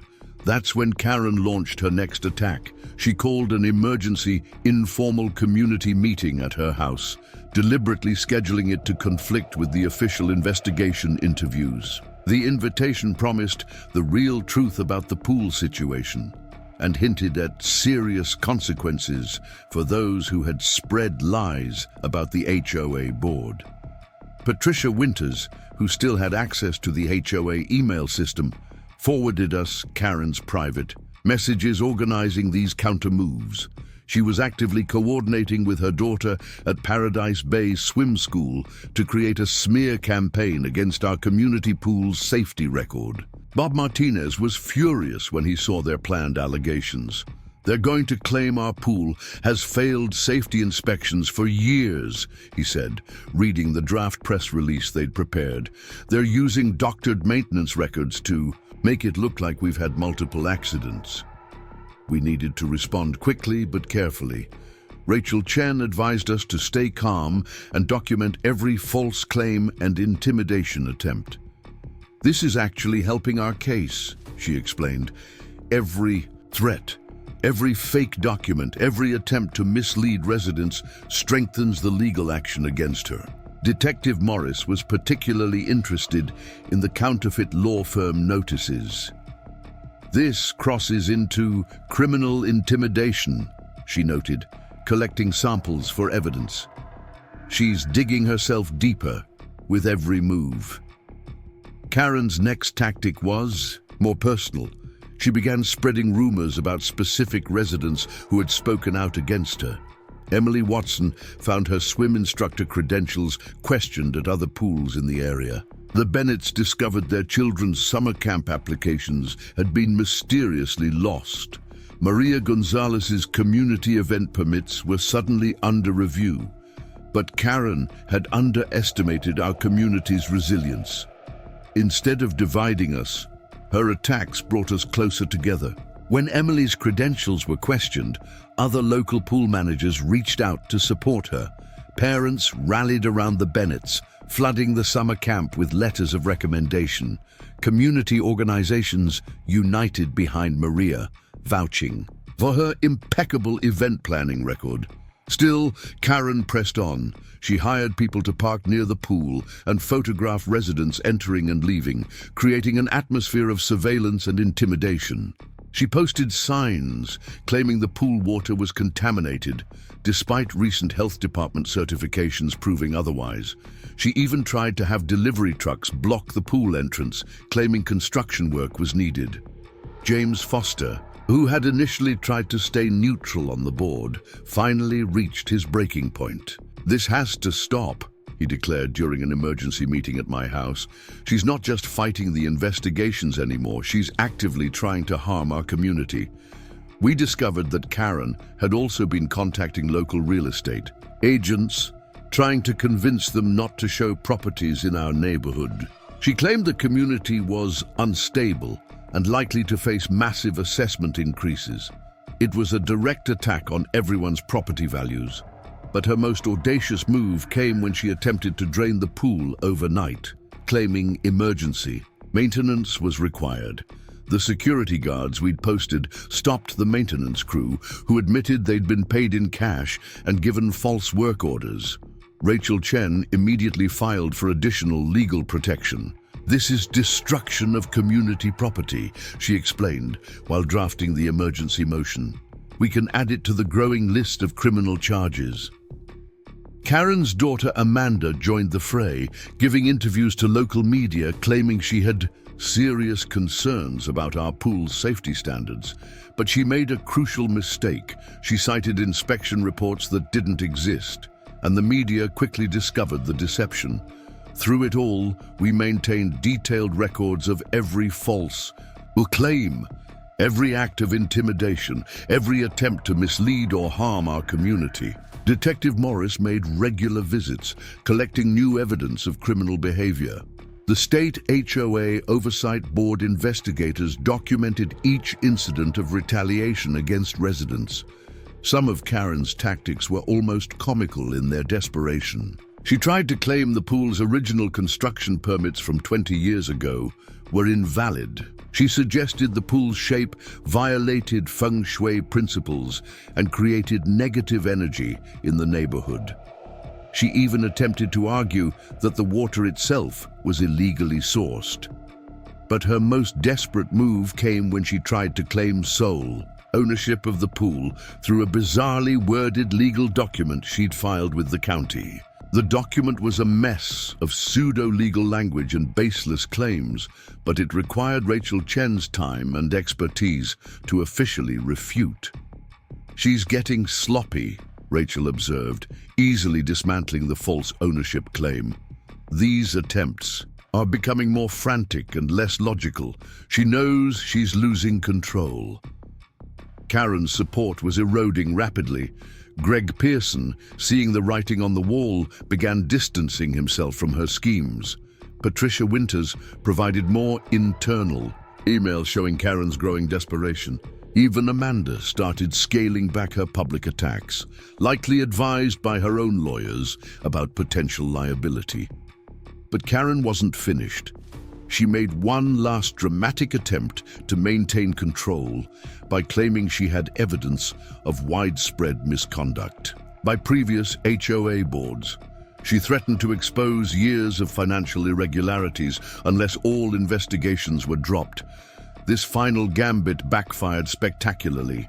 Bob Martinez still had complete records from previous boards, and Karen's allegations were quickly proven false. More importantly, her attempt at blackmail was documented and added to the growing list of criminal charges. Throughout all of this, our community grew stronger. Residents organized watch groups to document and report Karen's intimidation attempts. Lawyers offered pro bono services to those who received false legal threats. Local businesses publicly supported our pool programs, countering Karen's attempts to damage our reputation. Maria Gonzalez organized a community support network, ensuring that anyone targeted by Karen's retaliation had help and resources. Sarah Mitchell used her educational connections to protect Emily's professional reputation. Daniel Kim created a secure online system for reporting and documenting intimidation attempts. The authorities were watching everything. Each new false claim, each act of retaliation, each attempt at intimidation only strengthened the cases against Karen. Detective Morris made regular visits collecting new evidence. The HOA Oversight Board documented each incident. Rachel Chen added to her growing file of legal violations. Karen's desperate pushback was having the opposite effect of what she'd intended. Instead of frightening people into silence, she was providing more evidence of her misconduct. Instead of dividing the community, she was uniting it. Instead of maintaining control, she was ensuring her own downfall. As her tactics became more frantic and less effective, we maintained our calm, professional approach. Every false document was preserved as evidence. Every intimidation attempt was reported to authorities. Every retaliatory action was documented and added to the legal case. The community center had become our headquarters for tracking and responding to Karen's desperate moves. We maintained a chronological record of each incident, supported by photographs, witness statements, and official reports. The wall of evidence grew daily, telling the story of a power structure crumbling under the weight of its own corruption. Rachel Chen reviewed our documentation with satisfaction. "Keep recording everything," she advised. "Every desperate act, every false claim, every attempt at intimidation strengthens our case and weakens her position." The security guards at the pool maintained their vigilance, preventing further attempts at vandalism or unauthorized maintenance. Local police increased their patrols of the neighborhood, deterring Karen's hired photographers and fake delivery trucks. As Karen's pushback became more desperate, our community's unity grew stronger. Each false threat brought neighbors closer together. Each attempted intimidation was met with support and solidarity. Each retaliatory action strengthened our resolve. To see justice done, the transformation was remarkable. What had started as a dispute over pool access had evolved into a testament to community strength and resilience. Karen's desperate attempts to maintain control had instead revealed the true power of neighbors united against corruption. Detective Morris summed it up perfectly during one of her visits. "Sometimes the cover-up is worse than the crime. In this case, her attempts to fight back have given us more evidence than the original misconduct." As we documented each new incident, it became clear that Karen's pushback was more than just the desperate actions of a corrupt HOA president. It was the death throes of a system of control that had no place in our community. Her every attempt to maintain power only hastened her inevitable downfall. As Karen's desperate pushback continued, we realized we needed more than just defensive responses. We needed a coordinated team effort to implement lasting change. Maria Gonzalez offered her home as a meeting place, and on a warm evening, 30 determined residents gathered in her spacious living room to plan our community's future. Sarah Mitchell brought her organizational skills from years of teaching, setting up a whiteboard to track our various initiatives. Bob Martinez arrived with detailed pool maintenance plans, while Emily Watson carried proposals for expanded aquatics. programs. The Bennetts had drafted family activity schedules, and Daniel Kim brought his laptop to demonstrate the community information system he'd been developing. "We need to do more than just stop Karen," Maria began, addressing the gathered neighbors. "We need to create something better, something that can't be corrupted or controlled by any single person again." Patricia Winters, free from Karen's influence, shared her insights into the HOA's structural weaknesses. "The problem wasn't just Karen," she explained. "It was a system that concentrated too much power in too few hands. We need to change that." James Foster, who had brought his municipal governance experience, suggested creating multiple oversight committees. "No single person or small group should control access to community resources," he said. "We need checks and balances, transparency, and real community involvement." Susan Parker, who had been taking detailed notes, proposed creating a resident advisory board. "Regular homeowners should have a direct voice in decisions that affect their daily lives," she suggested, "not just voting at annual meetings, but ongoing input and oversight." As the evening progressed, our team structure began taking shape. We created specialized committees, each focused on specific aspects of community governance. The Pool Operations Committee, led by Bob Martinez, would oversee maintenance, safety, and facility improvements. Emily Watson would chair the Aquatics Programs Committee, coordinating swimming lessons, water exercise classes, and recreational activities. Maria Gonzalez took charge of the Community Engagement Committee, ensuring that all residents had opportunities to participate in decision-making. Daniel Kim headed the Technology and Communications Committee, developing systems for transparent information sharing and community feedback. The Bennetts volunteered to lead the Family Activities Committee, while Susan and John Parker would coordinate the Seniors Programs Committee. James Foster agreed to chair the Governance Review Committee, working to revise and strengthen our UD bylaws. Rachel Chen, joining us by speakerphone, approved our organizational structure. "This is exactly what we need," she said. "Multiple layers of oversight, broad community involvement, and clear accountability measures." Each committee began developing detailed proposals. Bob's team created a comprehensive pool maintenance schedule with regular inspections and transparent reporting. Emily's group designed an inclusive aquatics program that would serve residents of all ages and abilities. The Bennetts planned family events that would bring the community together regularly. Daniel Kim's technology solution was particularly impressive. He designed a user-friendly platform where residents could access documents, submit feedback, and participate in community decisions. "Transparency is our best defense against future abuse," he explained, demonstrating the system. Maria's engagement, initiatives focused on building lasting connections between neighbors. "A strong community is harder to manipulate," she pointed out. "When people know and care about their neighbors, they're more likely to stand together against corruption." As each team presented their plans, the energy in the room grew. This wasn't just about opposing Karen anymore. It was about creating something new and better. Patricia Winters, watching the presentations, smiled. "This is what Karen feared most," she said. "Not just losing control, but seeing the community grow stronger without her." Sarah Mitchell organized the proposals into a coherent master plan. "We need to show everyone that this isn't just about fixing problems," she explained. "It's about building the kind of community we all want to live in." The financial oversight team, led by a retired accountant named Michael Wong, developed strict protocols for handling community funds. "Every dollar will be tracked and accounted for," he promised. "No more secret contracts or inflated purchases." James Foster worked with Rachel Chen to draft new bylaws that would protect these changes. "We're not just creating new committees. he explained.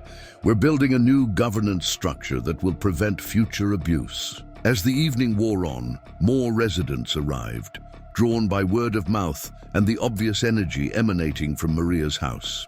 Each new arrival brought fresh ideas and enthusiasm. A local teacher offered to start a youth swim team. A retired architect suggested improvements to the pool area layout. A marketing professional volunteered to help communicate our changes to the broader community. The team structure we created that night went far beyond just managing the pool. It became a blueprint for transforming our entire community. Each committee would have regular open meetings, published minutes, and clear procedures for resident input. Bob Martinez's technical expertise ensured that our pool maintenance plans were professional and comprehensive. "We're not just fixing what Karen broke," he explained. "We're creating a better system than we had before." Emily Watson's aquatics program expanded beyond basic swimming lessons. She planned water safety courses, competitive swimming options, and therapeutic programs. "The pool should serve everyone in our community," she insisted. "No exceptions, no exclusions." The Bennett's family activities calendar filled quickly with events designed to bring neighbors together. Movie nights, pool parties, holiday celebrations. Each event, another opportunity to strengthen community bonds. Daniel Kim's technology platform became a model for HOA transparency. Residents could track expenses, view maintenance schedules, book pool time, and participate in community discussions. "Information is power," he said. "And now that power belongs to everyone."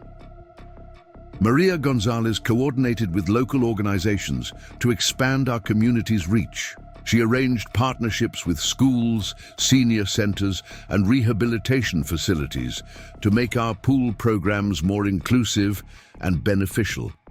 Patricia Winters used her administrative experience to ensure all our new initiatives were properly documented and legally sound. She worked closely with Rachel Chen to integrate our changes into the HOA's formal structure. The energy and enthusiasm in Maria's living room was contagious. As each team refined their plans, we could see our community's future taking shape. It wasn't just about preventing another Karen, it was about creating something that would make such abuse impossible. Susan Parker, watching the teams at work, summed it up perfectly. Karen thought she could control us by keeping us separate and afraid. Instead, she brought us together and made us stronger. The security team, led by a retired police officer named Frank Rodriguez, developed protocols to protect our new systems. Physical security, digital security, procedural security. "We're covering all the bases," he assured us. As midnight approached, Maria's living room had transformed into a command center for community renewal.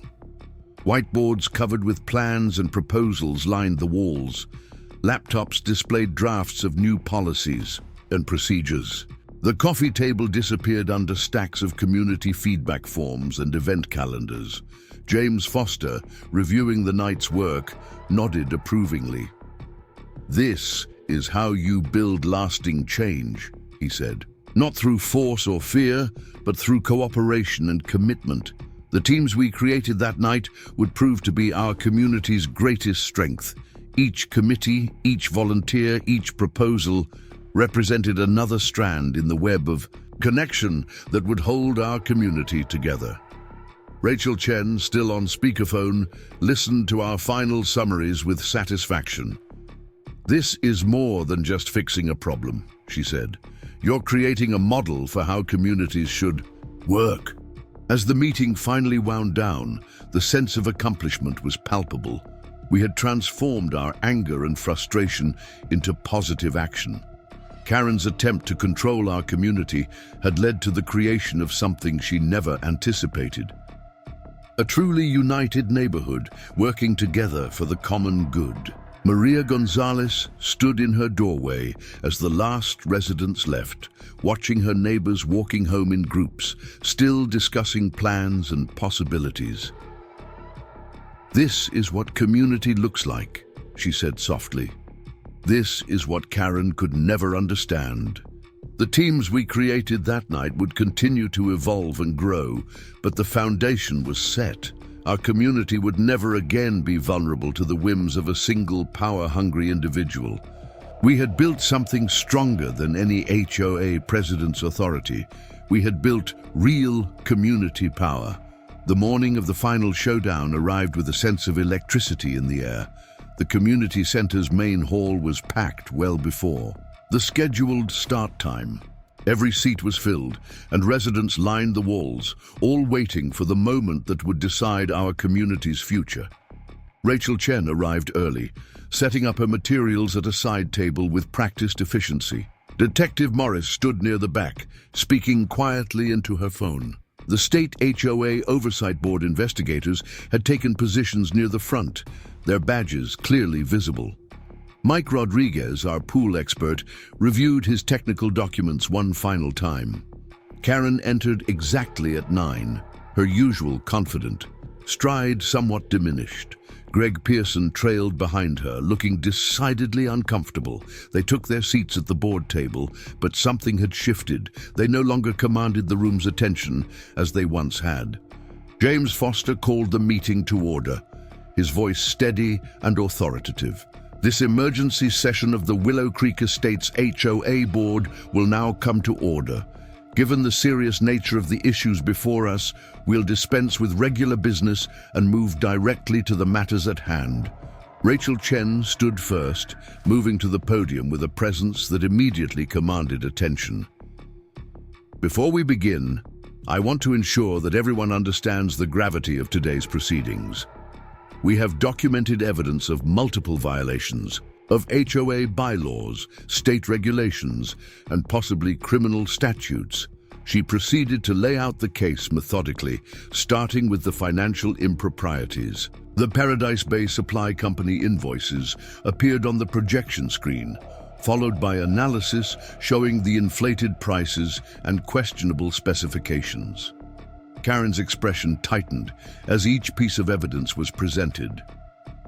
Mike Rodriguez took the podium next, his technical expertise lending weight to every word. "The safety equipment replaced by Paradise Bay Supply fails to meet basic code requirements," he explained, displaying close-up photos of the substandard materials.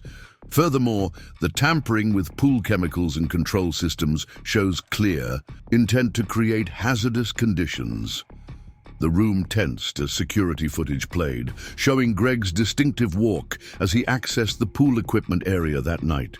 Greg slouched lower in his chair, while Karen's face flushed with anger.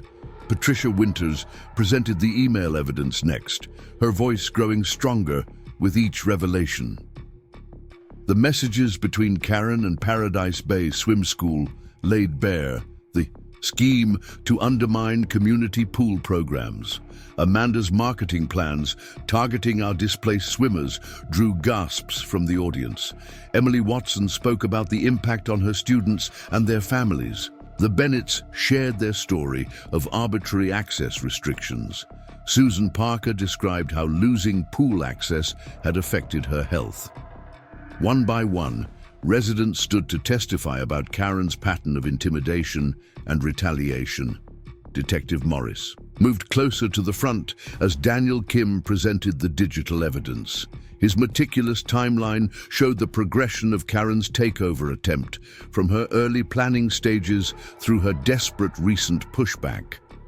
The fake legal notices, fabricated safety reports, and attempts at intimidation were all documented in damning detail.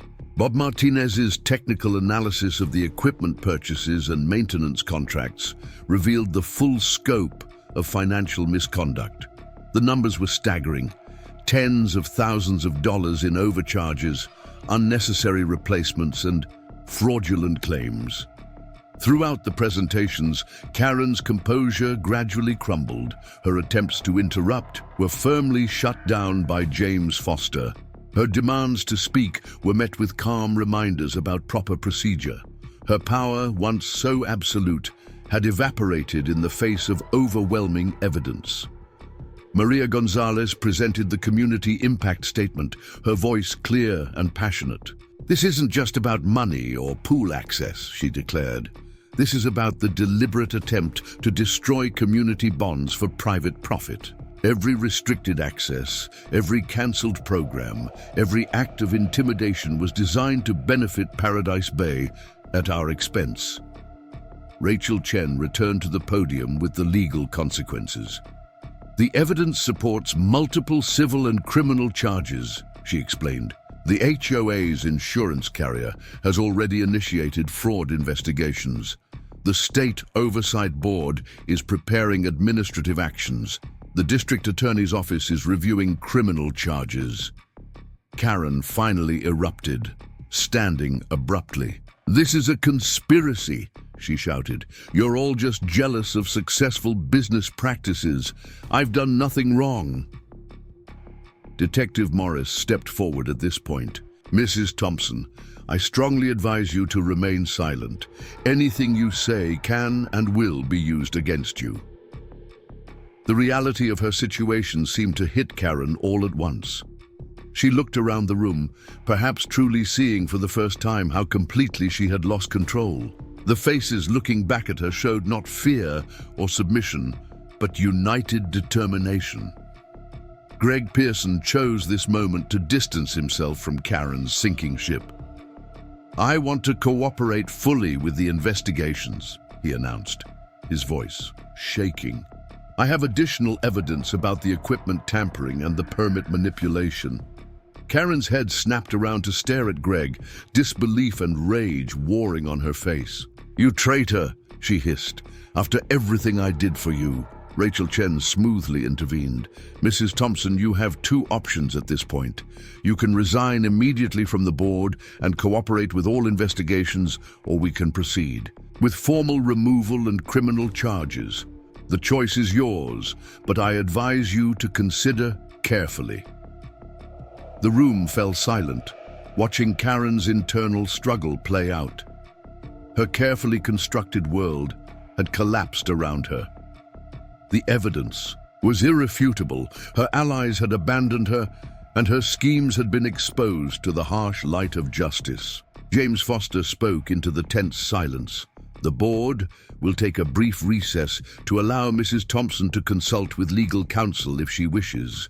When we reconvene, we will either accept her resignation or proceed with formal removal proceedings."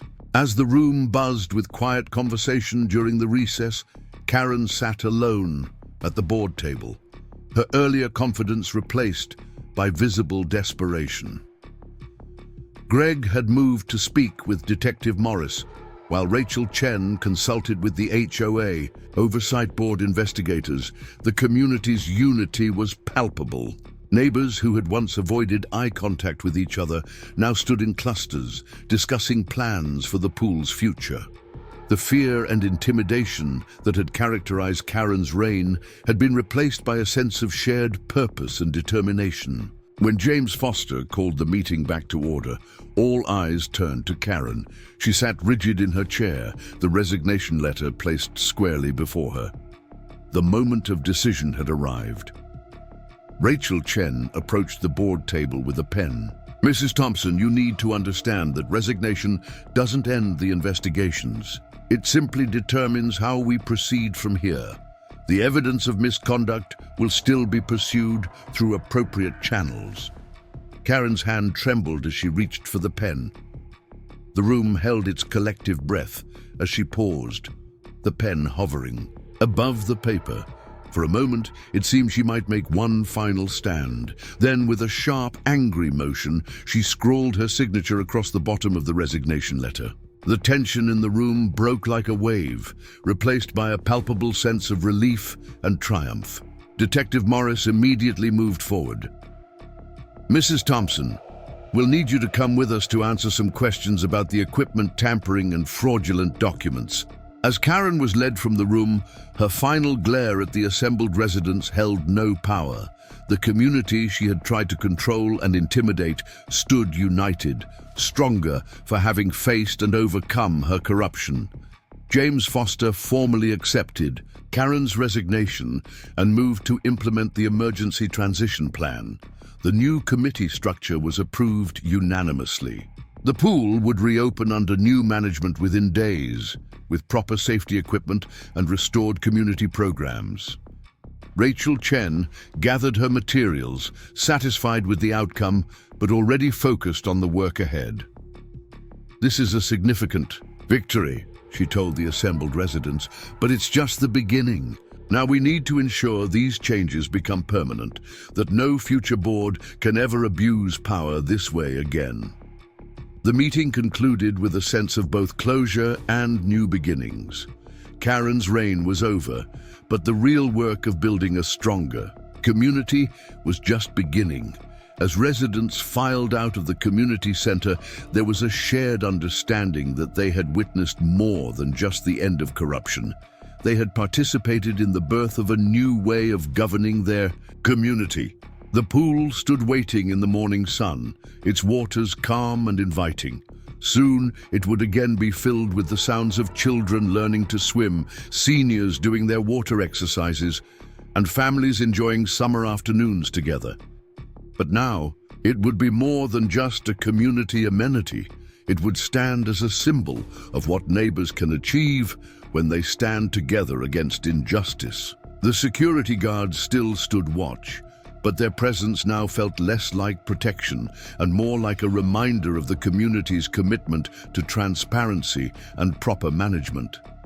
The future of Willow Creek Estates would be built on the foundation of this victory, strengthened by the bonds formed in standing against corruption. 2 weeks after Karen's dramatic resignation, Willow Creek Estates felt like a completely different community.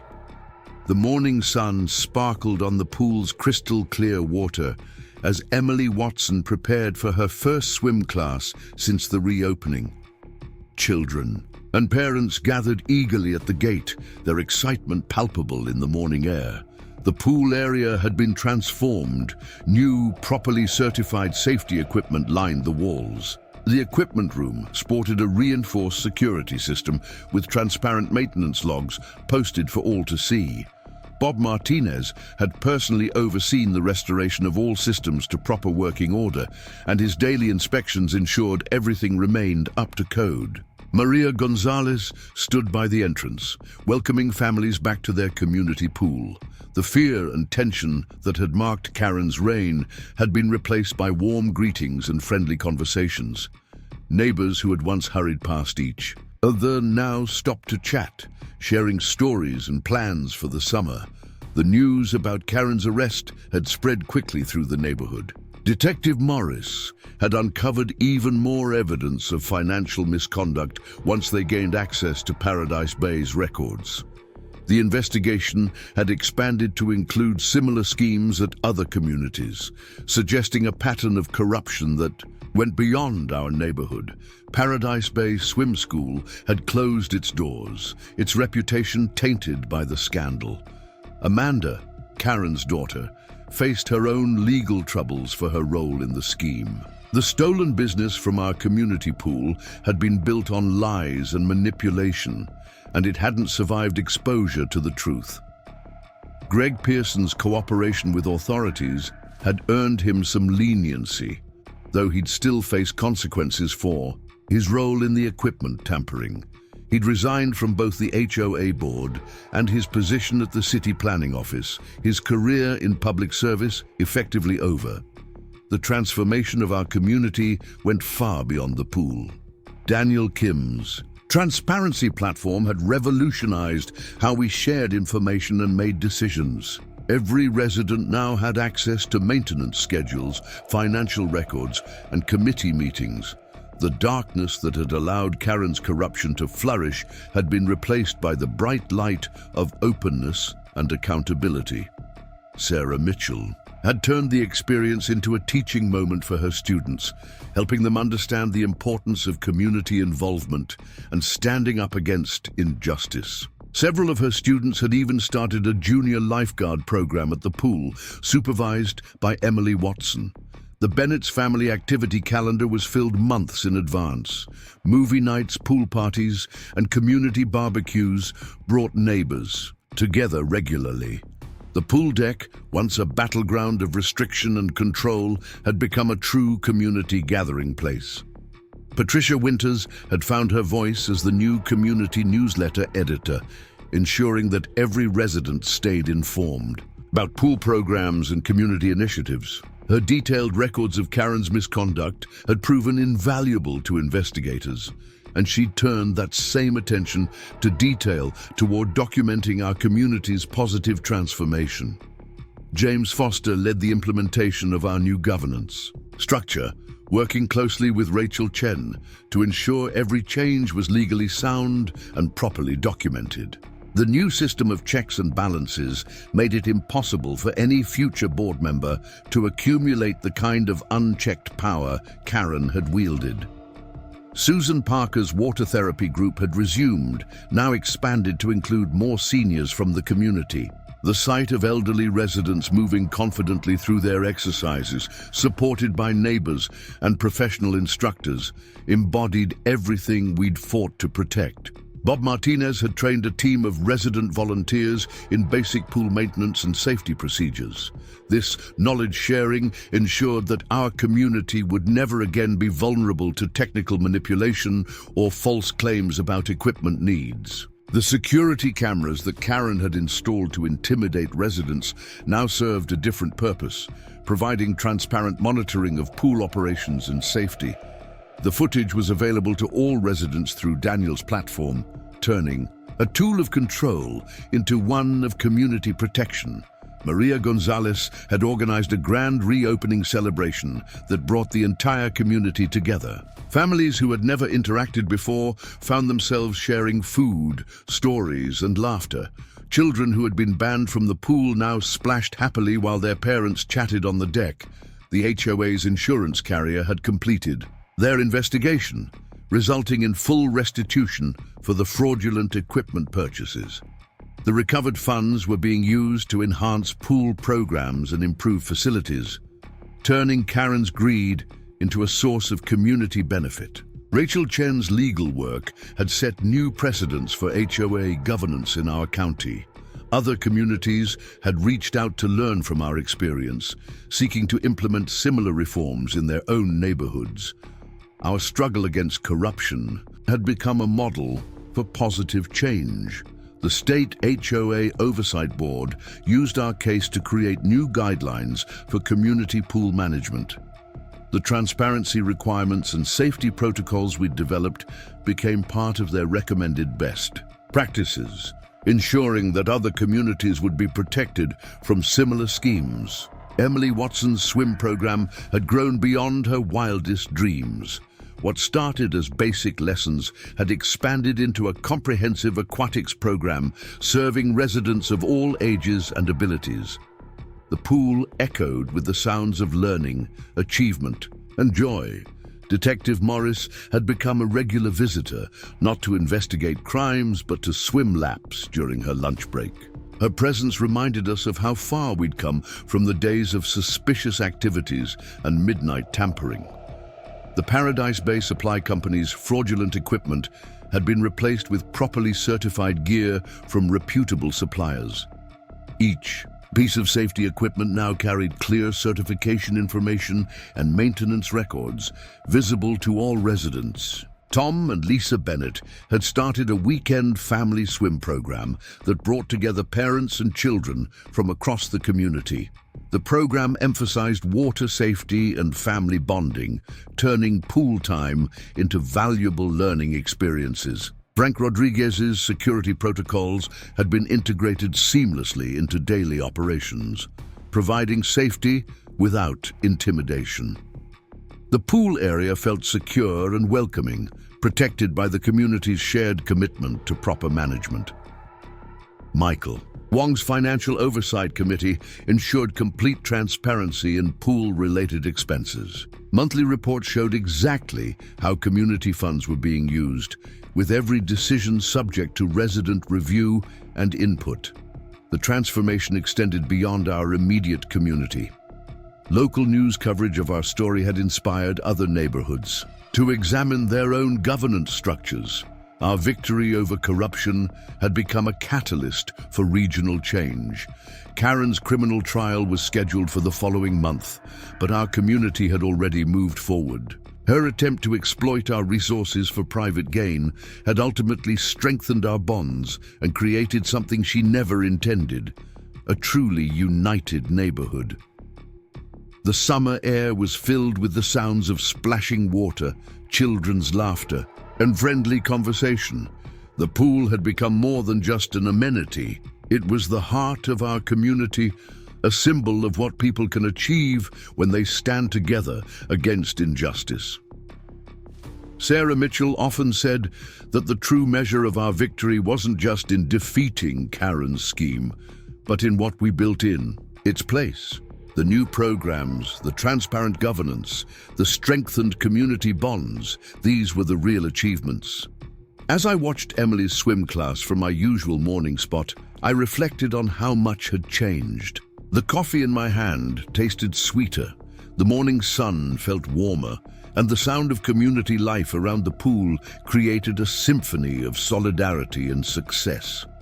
The security guards had been replaced by resident volunteers, each trained in safety procedures and community engagement. The atmosphere of fear and control had given way to one of shared responsibility and mutual support. Daniel Kim's technology platform had become a model for other communities, demonstrating how digital tools could enhance transparency and participation. The days of secret decisions and hidden documents were firmly in the past. The pool area now featured a community bulletin board showcasing upcoming events, volunteer opportunities, and program schedules. Every posting represented another thread in the web of connection that bound our neighborhood together. As the morning proceeded, more residents arrived for various activities. Seniors gathered for their water aerobics class, parents brought toddlers for swimming lessons, and lap swimmers found their rhythms in the designated lanes. The pool had become a true community center, serving everyone's needs. The future of Willow Creek Estates was bright, built on the foundation of lessons learned and bonds strengthened through adversity. Karen's attempt to control and exploit our community had failed, replaced by something far more powerful: the unified will of neighbors standing together for the common good. As Emily's class ended and families chatted on the pool deck, I couldn't help but smile. We had done more than just save our pool. We had transformed our community. The water sparkled in the morning sun, a reflection of the bright future we had built together. The story of our pool would be told for years to come, not as a tale of corruption and control, but as an example of how a community can unite, stand strong, and build something better from the ashes of injustice. In the end, Karen's greatest legacy wasn't her scheme or her downfall. It was the stronger, more united neighborhood that emerged in response to her actions. The morning air carried the promise of another beautiful day at Willow Creek Estates, where a simple community pool had become a symbol of victory, transformation, and the enduring power of neighbors united for justice. Up next, you've got two more standout stories right on your screen. If this one hit the mark, you won't want to pass these up. Just click and check them out.